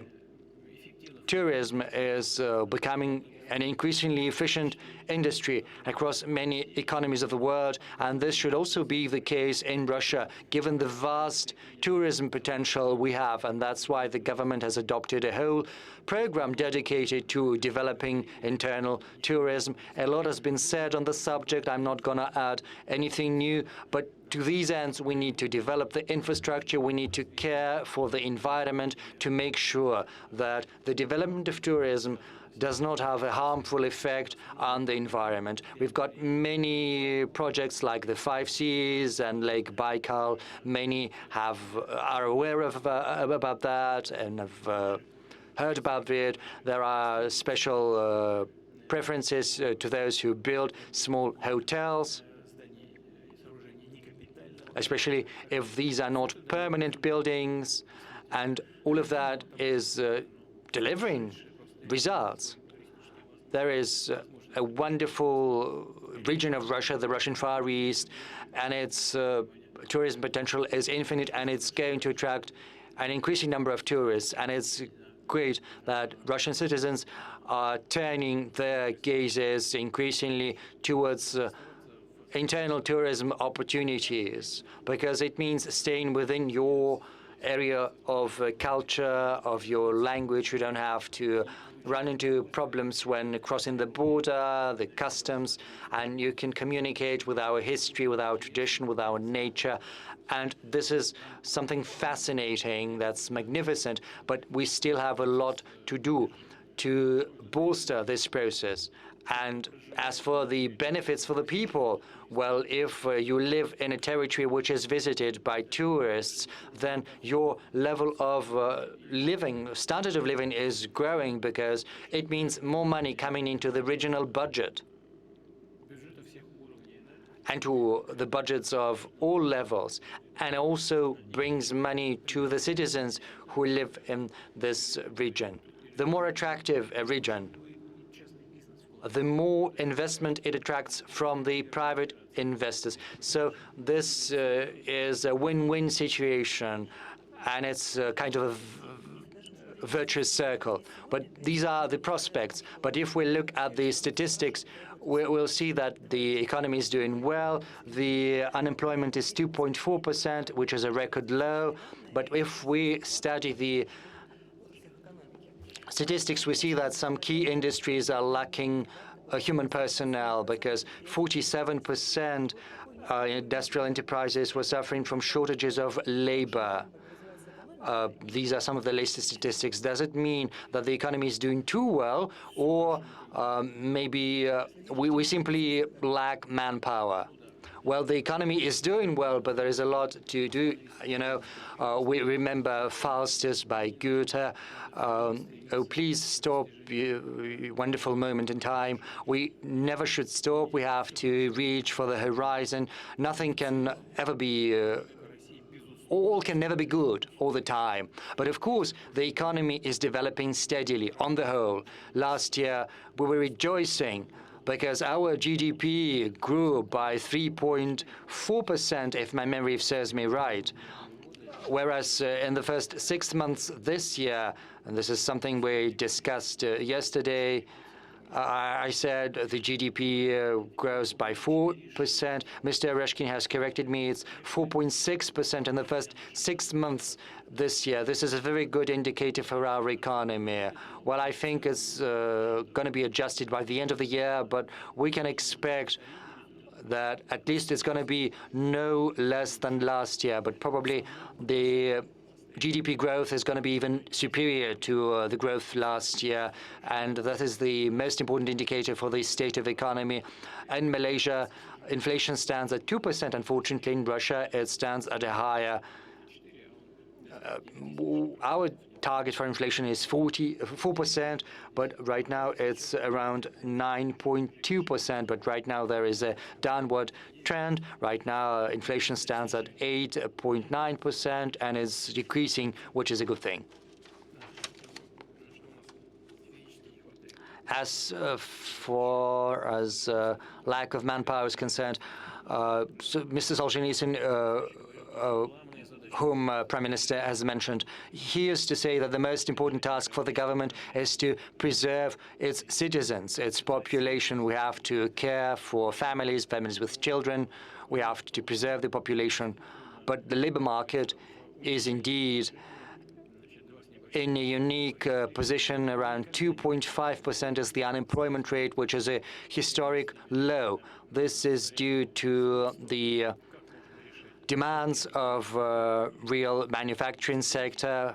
How do we address this issue? Well, of course, we need to care for the population. We've got to increase the birth rate. We've got to create the favorable environment to make it fashionable to have as many children as possible. You know, in the past, families used to have 8, 9 children per family, but this is just one avenue to pursue. The other one is to increase the labor productivity to make sure we can do more with fewer people. Well, as far as how to go about that, well, Vice President Han Zheng has mentioned several instruments and tools. We need to introduce artificial intelligence. We have to introduce new management methods for production, automate. You know, I remembered Japan, which we overtook, becoming the 4th economy of the world in terms of purchasing parity. But I think there are 10 times more robots working there than in Russia. There's much for us to do. We should also dedicate us to genetics, biology, agriculture. We have a lot to do in all these fields. And personnel as well. We should train personnel. This is one of the most important tasks of our government. That is why there are the new national projects that is called personnel. Well, let's continue with economic issues. Mr. President, we met a week ago at another session of Central Bank. The rate is going to be 18%, and it is already said that this time 18% will be preserved. As for the loans, and the growth is the same, and the growth is 2.2%. This is according to the central bank data. How can you explain the situation? How can you explain that the rate is very high and the rate loans are different? Well, this depends on 2 moments. First of all, that the loans, the consumer loans, this at a very high level, because people do not really feel the key rate. And as for loans for organizations, there are certain planes that have already been designed, and despite the increase of the key rate, they keep getting loans. And the second thing is that we have already made a decision according to which we support separate sectors of our economy. There are state instruments related to subsidizing some kind of rates for certain sectors and projects. This is the explanation. The governor of the central bank, Ms. Nabiullina, said that the scale of overheating of the economy was the greatest in the last 16 years. Are there any risks for stability, and how are we going to freeze the situation, to cool the situation? Well, we're going to increase the key rate, cancel subsidized loan, mortgage. There are also preferences for IT mortgages in the Russian Far East, in the Arctic, family mortgages. These are the ways that we're going to follow to cool the situation. There is another factor. Stable work of the government, of the finance ministry, in order to balance the budget. I speak about investment. We've already spoken about the figures in the Russian Far East, but in 2023, according the statistic was the growth of investment was 9.8 growth after the growth in 2022. That trend continues. This trend will continue in investment, and what can also be increased. The preservation of the same pace of investment will be difficult, knowing the circumstances that we have been speaking, but we need to strive to do it. There are unique and special instruments of support that I have mentioned. But I'll repeat, preserving the same pace of investment will be difficult. The government has to think where and in which fields the business will be supported, so that there would not be any risks for collapse in the economy. Another topic that does not concern the economy of the Russian Far East, I would like to ask you about the elections in the U.S. Maybe you have a favorite candidate there. And in November, when we know the results of this race, are you going to call the new president to congratulate the new president? Well, it's been long since I've called any leaders of Europe or the US, but we're not against any type of contacts. We're not limiting them. Yes, sometimes we exchange some kind of information using different channels. First of all, through the foreign ministry. It's not for us to determine. These are elections of the US people. I said that if we can name a favorite candidate, it used to be Joe Biden, but now he is not participating in the election campaign, and he recommended all his allies to support Ms. Harris. So that is what we are going to do. So it was, well, he said that we should. That is why we should also do that. Well, her laugh, she's laughing. Her laugh is so fascinating. It means that everything is good, and if everything is good,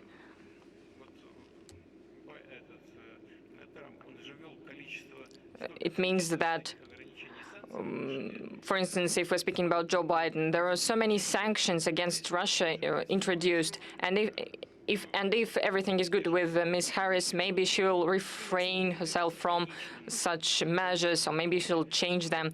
So in the end, it will be the choice of the U.S. people, and we will respect this choice. Speaking about the U.S., in August, there was the exchange of prisoners between U.S. and Russia. What countries were the mediators contributed to that? So it means that we can have dialogue with the West. And one more addition, in an interview to TASS, our ambassador in the U.S., Mr. Antonov, said that there are 60 Russians in U.S. prisons. Well, we care about all the Russians that need our help and that they are abroad, and we will continue to do that. As for the exchanges that we already had, many countries participated in this work, in this mission. As for the journalists the U.S. journalist that worked as journalist, but in fact he was gathering intelligence data. Saudi prince participated in this work to exchange prisoners, and thanks to that, we managed to return our citizens to our country. As well, the president of Turkey, Mr. Erdogan, provided a platform to do that, as well as other countries also participated in this work. Some other countries showed goodwill, and in the end,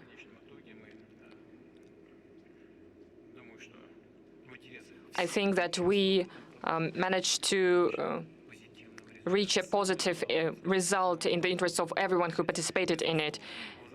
And first of all, our citizens returned to their fatherland.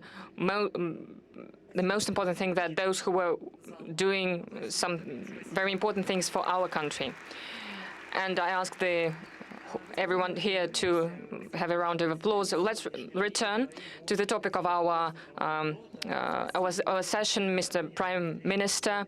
You already had a meeting with Mr. President. There are prospects, and we need to develop our cooperation. We have agreement about free trade between EAEU with Iran, Iraq, and Serbia.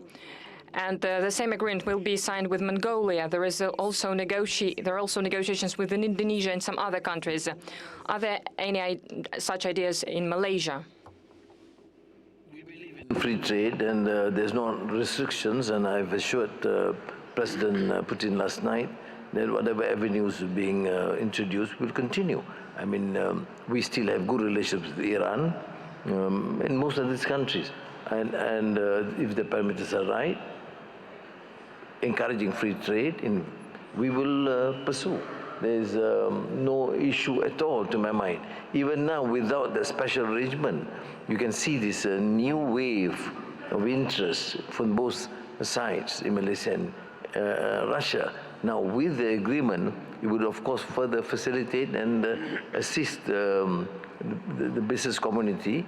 In fact, we're inviting delegations representing banks, aerospace and industry, and some others to come. And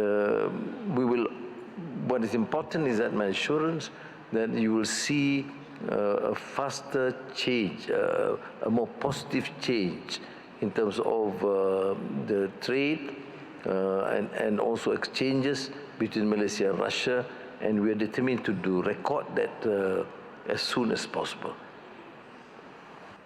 Спасибо. Thank you. Mr. President, you spoke about the way to solve the problem of the deficit of energy in the Far East that is going to be forecasted. What can you say about electricity generation? Well, it depends on the region. In Siberia, for instance, there is excessive electricity generation, and in the Far East, there is scarcity of energy. So we need to take timely measures. For instance, repair facilities, modernize deeply certain facilities. So we have plans that are being designed. Some of them are already approved. We need to do it on a timely basis and need to establish an economically based plan in this sphere. Concerning energy, there is another question about foreign markets. At the end of the year, the agreement about transit of Russian energy through Ukraine ends, and Ukraine said that it's not going to prolong the contract. What the energy prospects of Europe? Do we need to hear the voices of those who are going to suffer from it?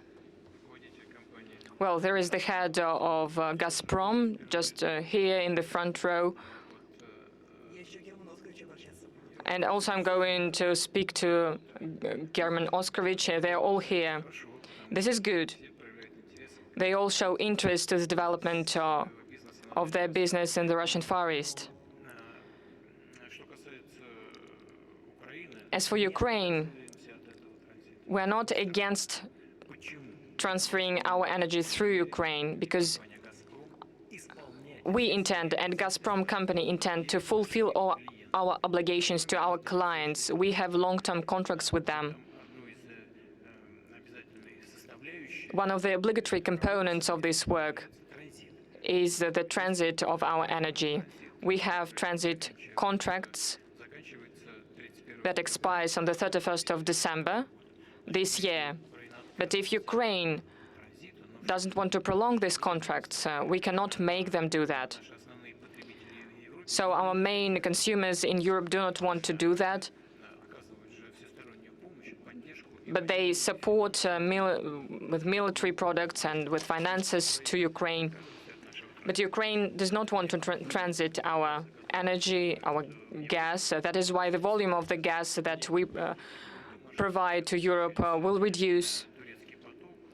We will use Turkish flow or other gas pipelines that are used for domestic consumption, but they will help to support energy stability in Europe. But that is their choice. We don't know how this is going to affect them. We have our own issues, and they should dedicate themselves to their own issues. I don't know how to characterize all of this, how to characterize this attitude to their own partners and allies. This is strange for me. I cannot understand that. They blew up our gas pipeline on the bottom of the Baltic Sea. Two pipelines of Nord Stream 1 and one pipeline of Nord Stream 2. Why the German government cannot agree with that with us? It means that one gas pipeline, 27.5 cubic tons of gas can go through one pipeline of Nord Stream. Why wouldn't they open it? Why wouldn't they use the gas pipeline that we have? They can use the gas that they receive from the Turkish pipeline. Is okay, but they cannot use the gas pipeline that goes through the bottom of the Baltic Sea.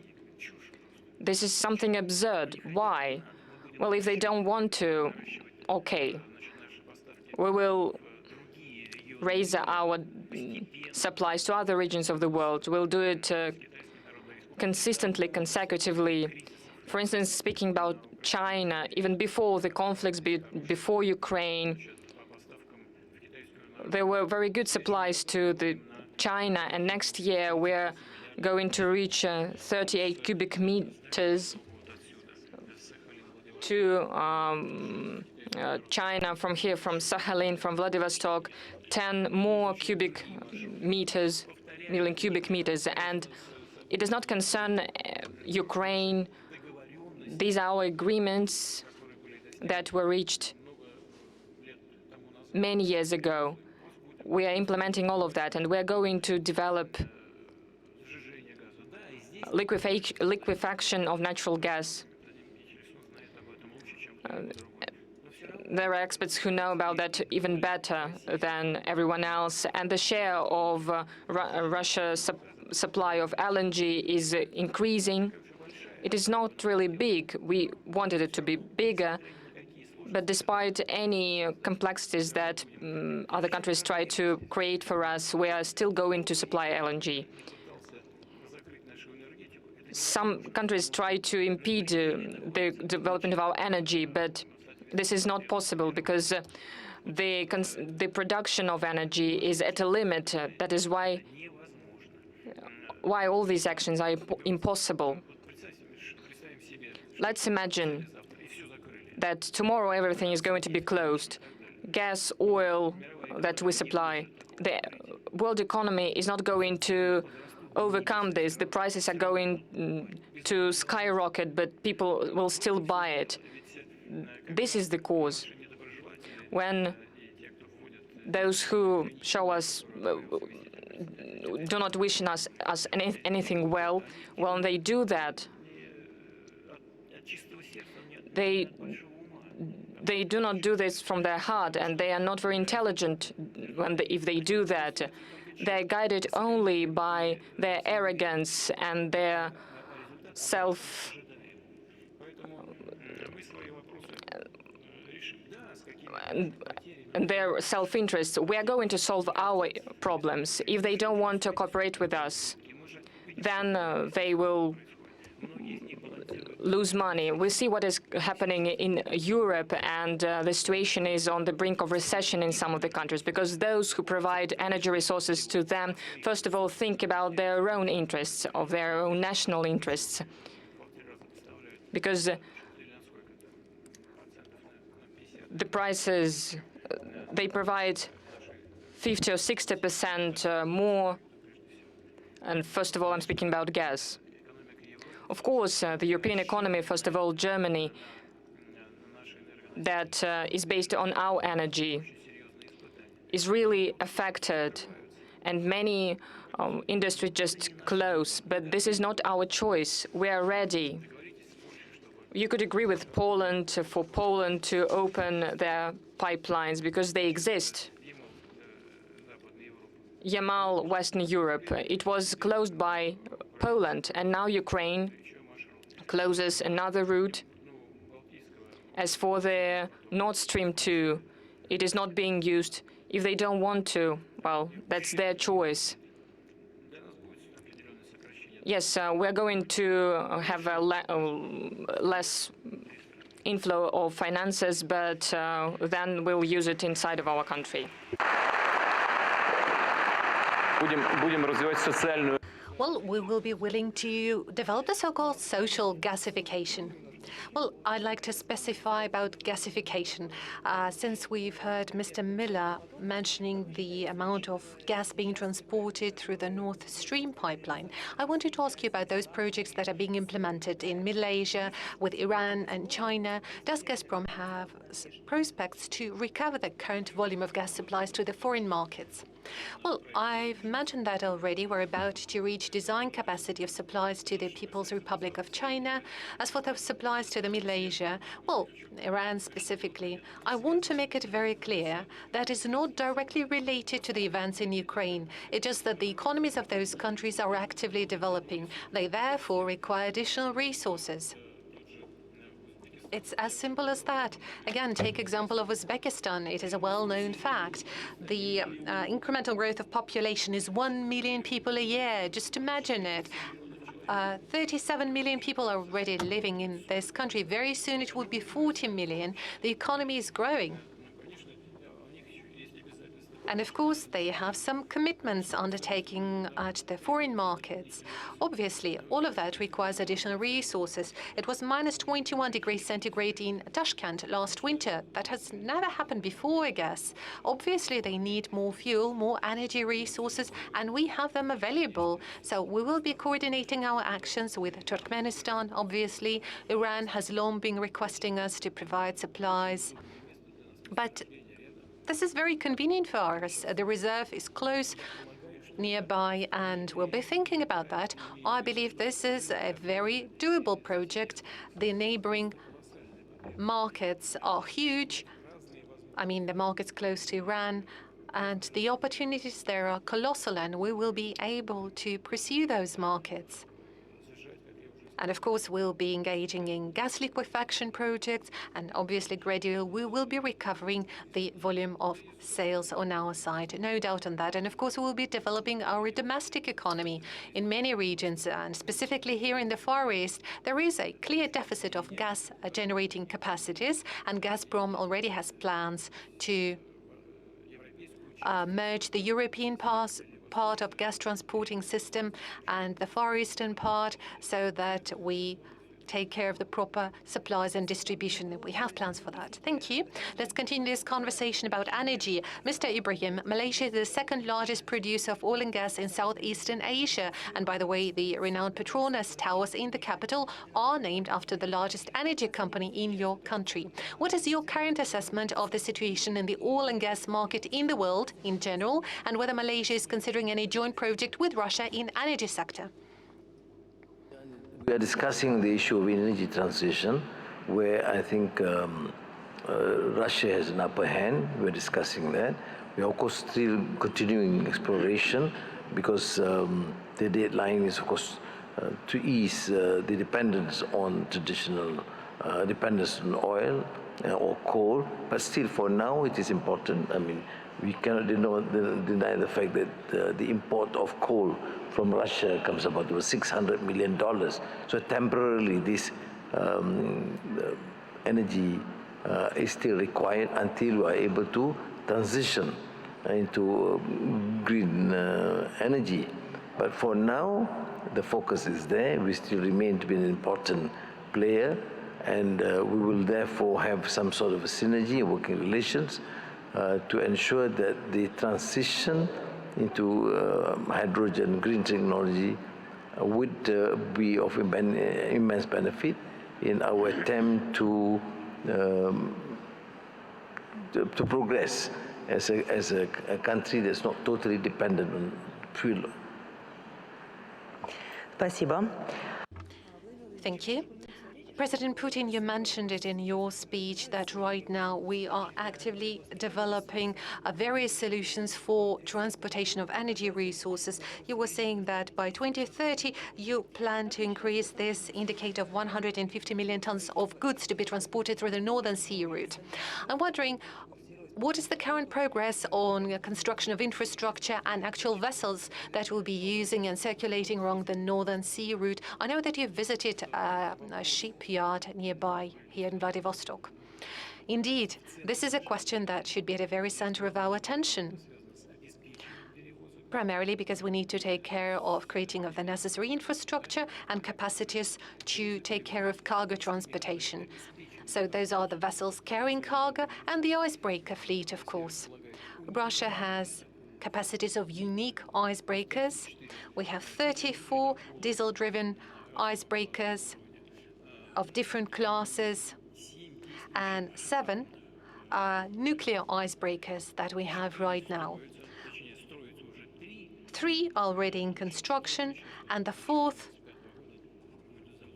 is to be commissioned in 2025. 7 plus 4 makes it to 11, and 1 more very big icebreaker of unprecedented capacities. As far as I remember, that will be 136,000 horsepowers. Well, if I'm to measure an icebreaker in horsepowers, this is the leader of our fleet, and it is already being constructed here in Vladivostok at the Zvezda shipping yard. And that would provide for year-round operations, especially so that this particular new icebreaker is not just powerful, but also very broad and big in size, and could provide for the whole caravans of vessels to go through the Northern Sea route. We obviously need to build the vessels to carry cargoes, but we'll be also extending the opportunities of the shipbuilding capacities of ours, also in the European part of the country. We've been discussing it just yesterday with Mr. Kostin, the head of VTB Bank, and also the talents that he delegated to the merged shipbuilding corporation. And you're right in saying, indeed, just yesterday, I visited the place that will be used for the construction of the future shipping yard. I'm sure we will get it done. It wasn't easy, but we managed to create the Zvezda shipbuilding yard here.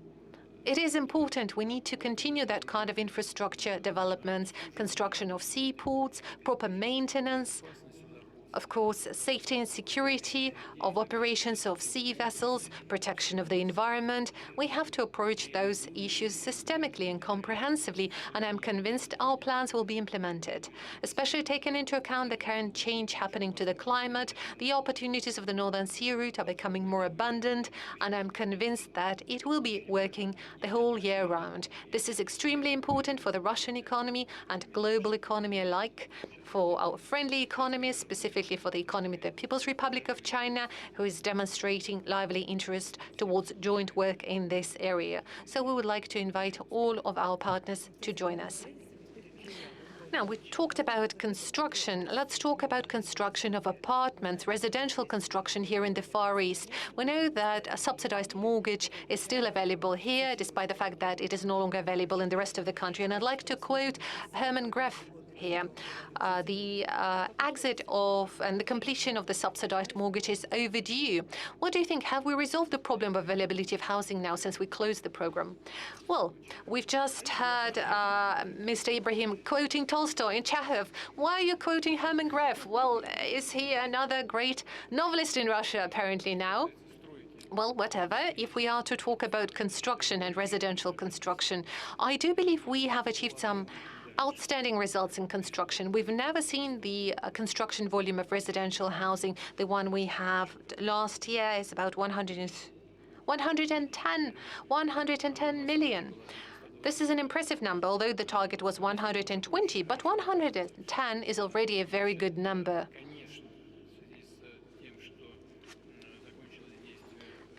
And since the subsidized mortgage loans are no longer available, it would inevitably affect the residential construction market. But I'd like to reiterate that we still have subsidized mortgage for IT experts in the Arctics and in the Far East.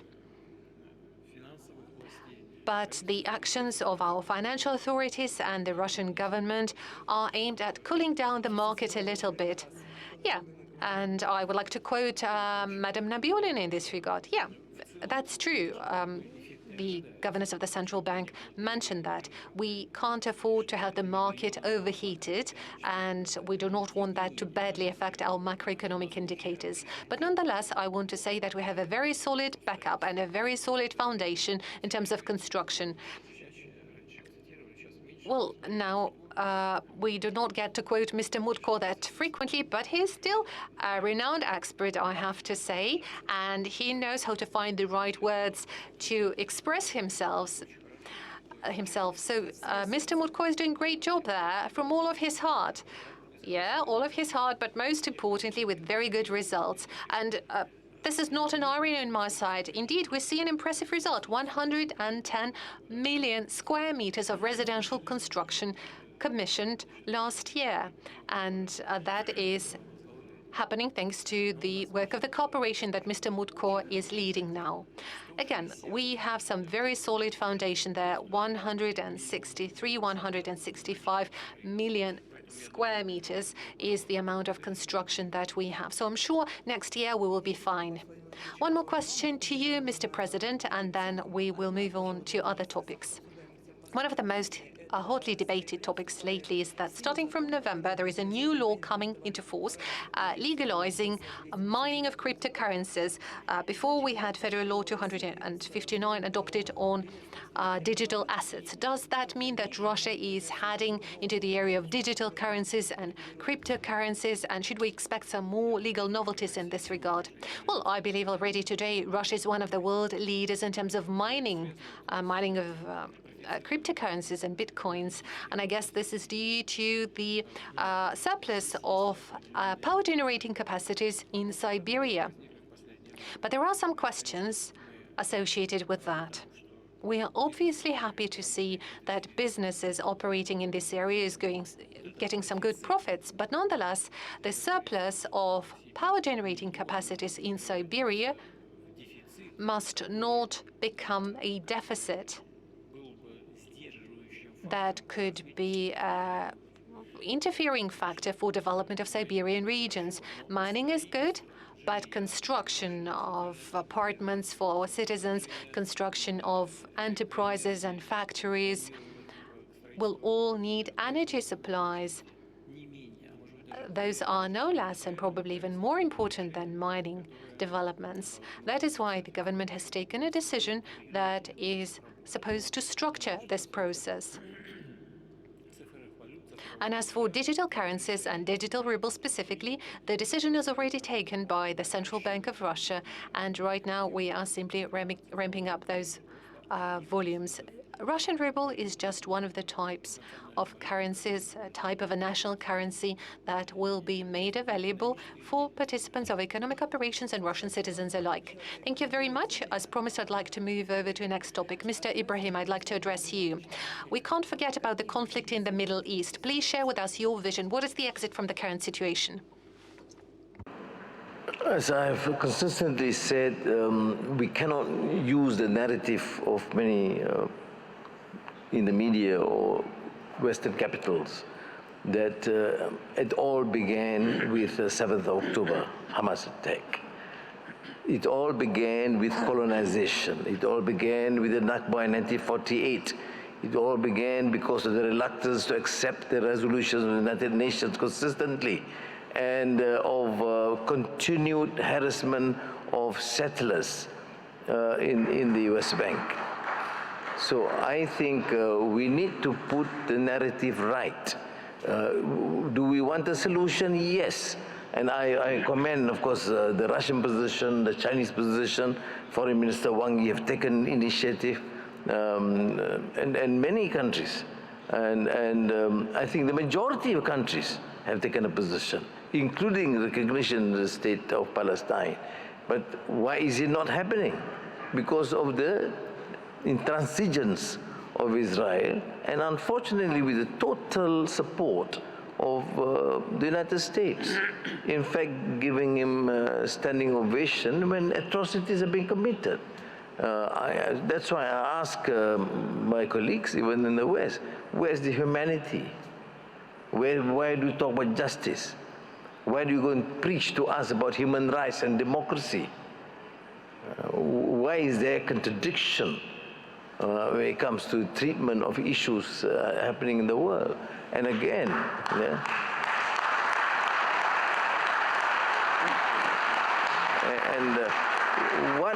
what we need in this world now is a consistent, coherent message.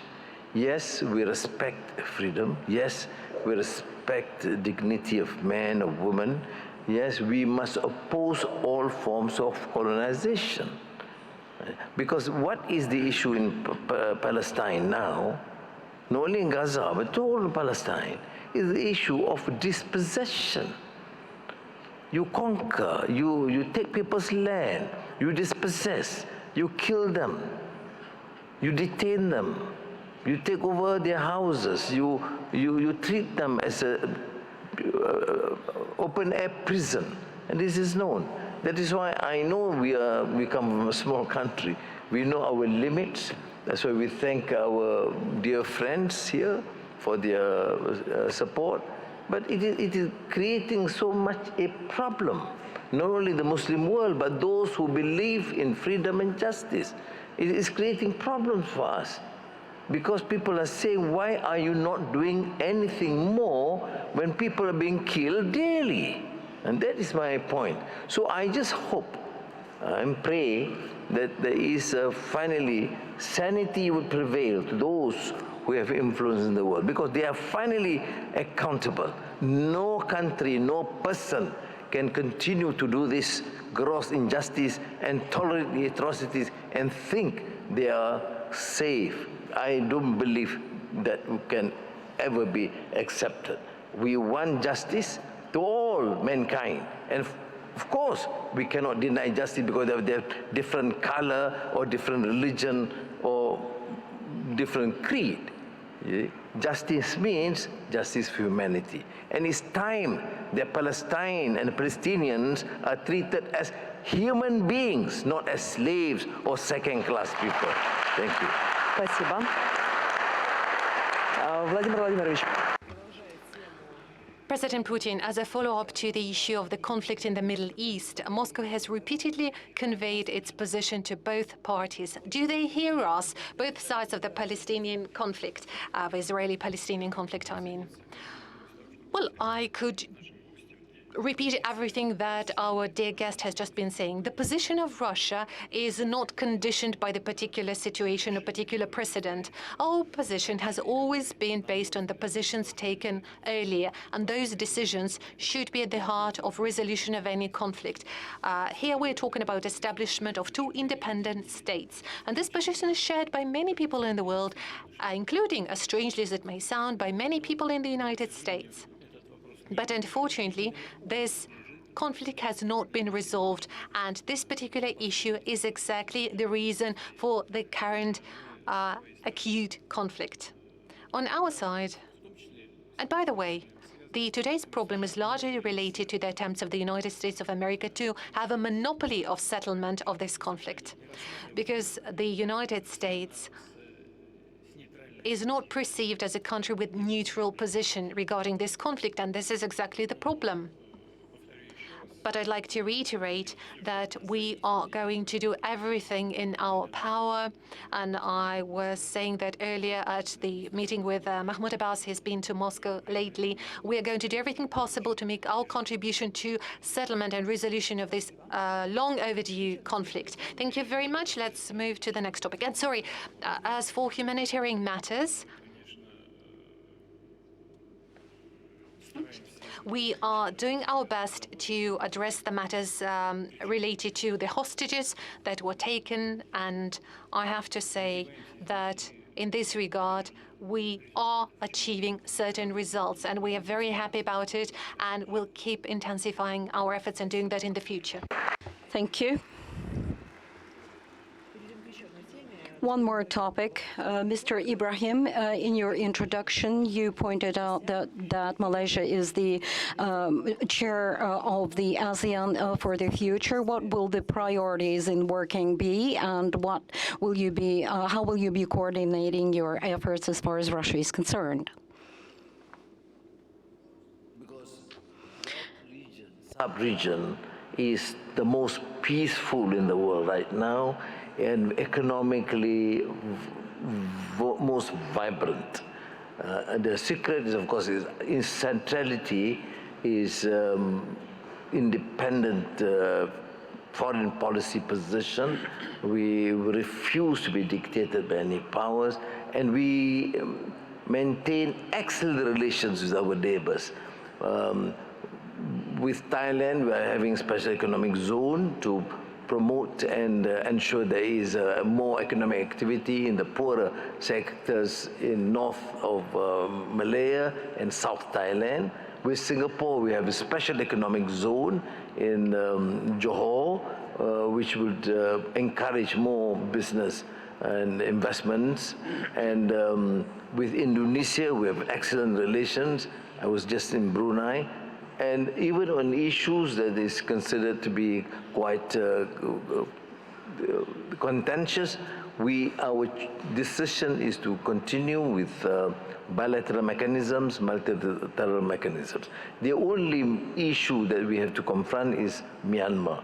It's not spreading in terms of its military activities, but it's causing some problems because, for example, Malaysia has to contend with 200,000 refugees from Myanmar. And I thought my position as ASEAN chair is, of course, to try and resolve. We don't want to dictate. You see, the problem, the failure sometimes in dealing with Myanmar, it's a military junta. You want to ensure democratic transition. I think what is important for Myanmar is peace. Get all the parties to speak and talk to each other and maintain peace. Then they decide for themselves what form of government they want to have, and do not dictate. And our problem with Myanmar in the past is to have to try and dictate to them what sort of government they should have. So in our 5-point consensus, we think that just respect these fundamental rules, we would move. But on a different note, different level, although we do have growing issues about particularly with the Philippines and China, our position is always to encourage the Philippines to continue to engage actively and try to resolve in the true spirit of ASEAN.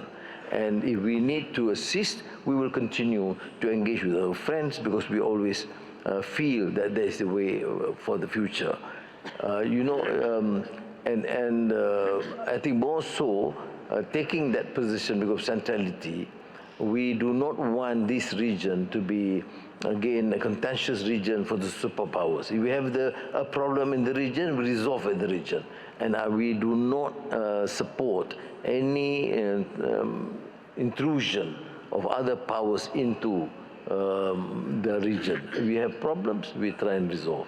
And that's why I think my presence here in Vladivostok is to convey that message, that I think, contrary to some of the perceptions, we feel that our task is to ensure that we serve our people, that economically it has to be vibrant.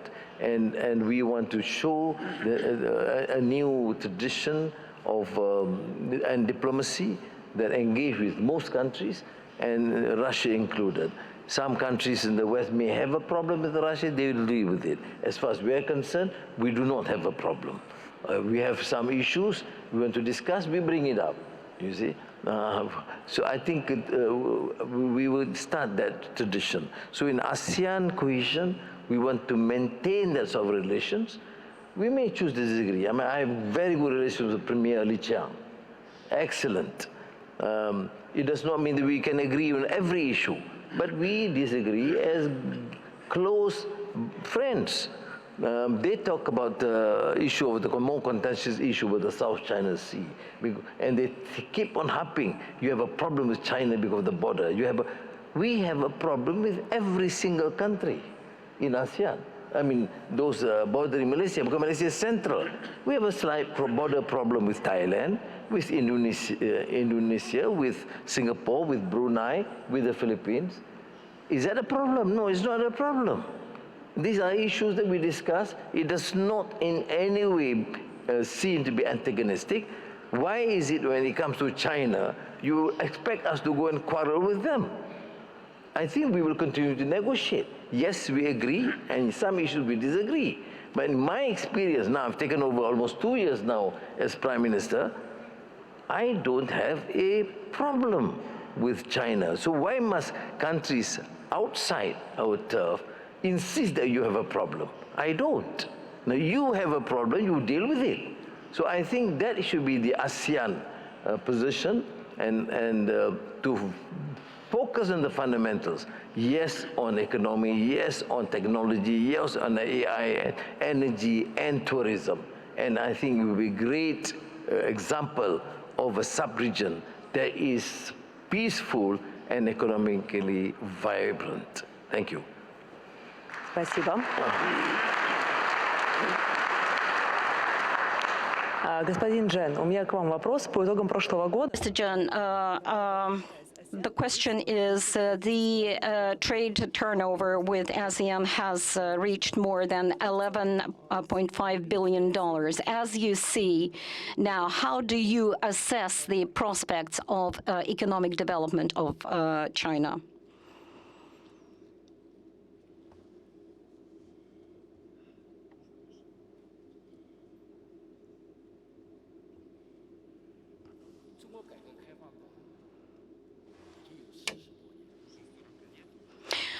For 40 years, we have been conducting a policy of openness. When China has acceded to WTO, it has continued along the lines of the development of cooperation with countries in the sphere of trade.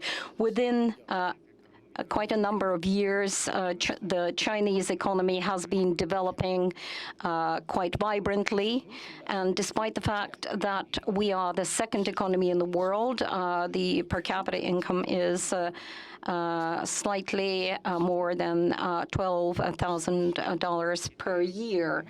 But the contribution of China to the world economy is more than 300%. China has become a trade partner for more than 140 countries in the world. President Putin and Prime Minister Anwar have put a very valuable proposal on the table, which should be taken into account, and that concerns abolishing poverty in China. This will be a contribution to the development of the world economy, as it is, because the population is more than approximately 18% of global population. So cooperation and exchange and partnerships with other countries in the world are also always conducted on the basis of mutually beneficial ties. President Putin has pointed out that we need to stick to mutually beneficial cooperation, which is quite right. And as you all know, not so long ago, we conducted a third plenary session of the Chinese Communist Party, and a decision was taken to continue reforms of the Chinese economy.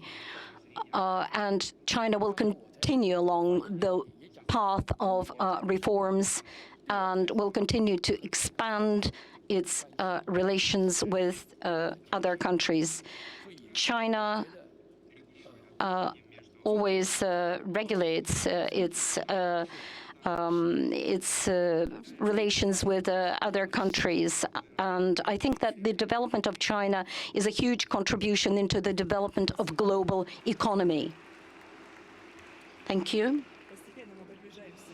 We are nearing the end of the plenary session. Vladimir Vladimirovich, we've been talking for approximately 3 hours about the way the Far East will look in the future. What is the most important factor for its development? The growth of the population growth.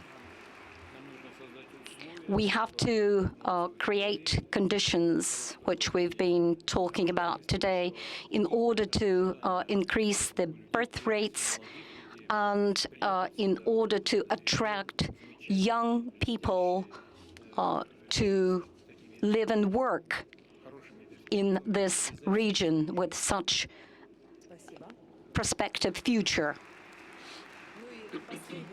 And the last question I would like to address to all the participants of the discussion: what are the main challenges that our countries are facing today, and what are the potential response that countries may have? Shall we begin with Mr. Ibrahim, please?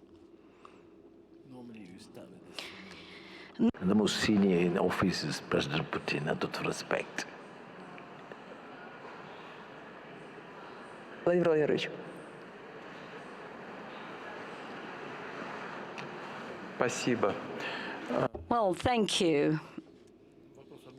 Well, the question is about the future, right? As to Russia, we have to provide for the development of the economy on the domestic technological foundation and basis with highly qualified and motivated, potentially motivated workers in the country. As to the development of the global south, we have to provide the world or global leadership in the economy, in the development of the economy, especially as far as the rates of growth are concerned. So the rate of growth in our country, this is what we are aiming at, and this is what we are going to achieve. The same question goes to you. Was the economy. But how we view the economy is not unbridled capitalism of the past. It has to be a more humanistic approach towards development, which means, of course, economic growth, more investments, more trade, but at the same time, more compassionate, more care towards the welfare of people. Poverty, I think the Vice President has mentioned. Housing, the President Putin has mentioned. I think these are issues that have been largely ignored. So the experience in some countries in the West with phenomenal growth, but abject poverty and poor housing conditions, low quality education is not our option. So which means having a growth that is sustainable means that protecting the environment, having good housing, quality education, and also anticipating fast enough the pace of change in a post-normal times, that is a new direction in terms of training of our young in digitalization, in AI, with values which is in deficit in the world today. I strongly believe that we want to progress as a country, as a nation. We cannot ignore humanity, values, and ethics. It is a deficit in this world. That is why you see so many calamities, gross injustice, and racism, even fanaticism, atrocities committed in the name of religion, because we do progress what dehumanize ourselves. That is why I started by referring to a lot of great literary works of Russian figures, because they always emphasize issues of ethics, moral, and humanitarian ideals. Now, with that, I think we should learn from one another, and we should not learn the excesses of the past, particularly when it comes to gross injustice and continuing to grow but marginalize the society. Thank you. Спасибо. Господин Джен, вам тот же самый вопрос, какие главные вызовы? Mr. Jin, what are the challenges that our countries are facing nowadays? I'd like to say that the president of the country, Xi Jinping, pointed out that the society of common future for humanity is one of the most important challenges for the countries of the world, for the global population. We're all on different stages of development and have different issues of contention, but we need to build a society for common future. Thank you. Well, as far as I understand that we are rounding up our discussion, I would like to extend my gratitude to the guests of this discussion for the participation in this discussion and the attention to what is happening both in Russia and in the Far East. And I would like to address the auditorium. There are people here who work in the sphere of the economy or representatives of state enterprises. I'd like to say that I'm quite sure that entrepreneurship is above all creation of wealth and prosperity. And if we address it that way, we will be able to achieve all the tasks that we are setting before us. I'd like to thank you for participating in these activities and events, and I hope that we realize our plans in the future. Thank you. And on my side, I would like to quote you this time. So the priority for the 21st century is the Far East. Yes, I'd like to thank our moderator. Thank you for the wonderful job you did. Thank you.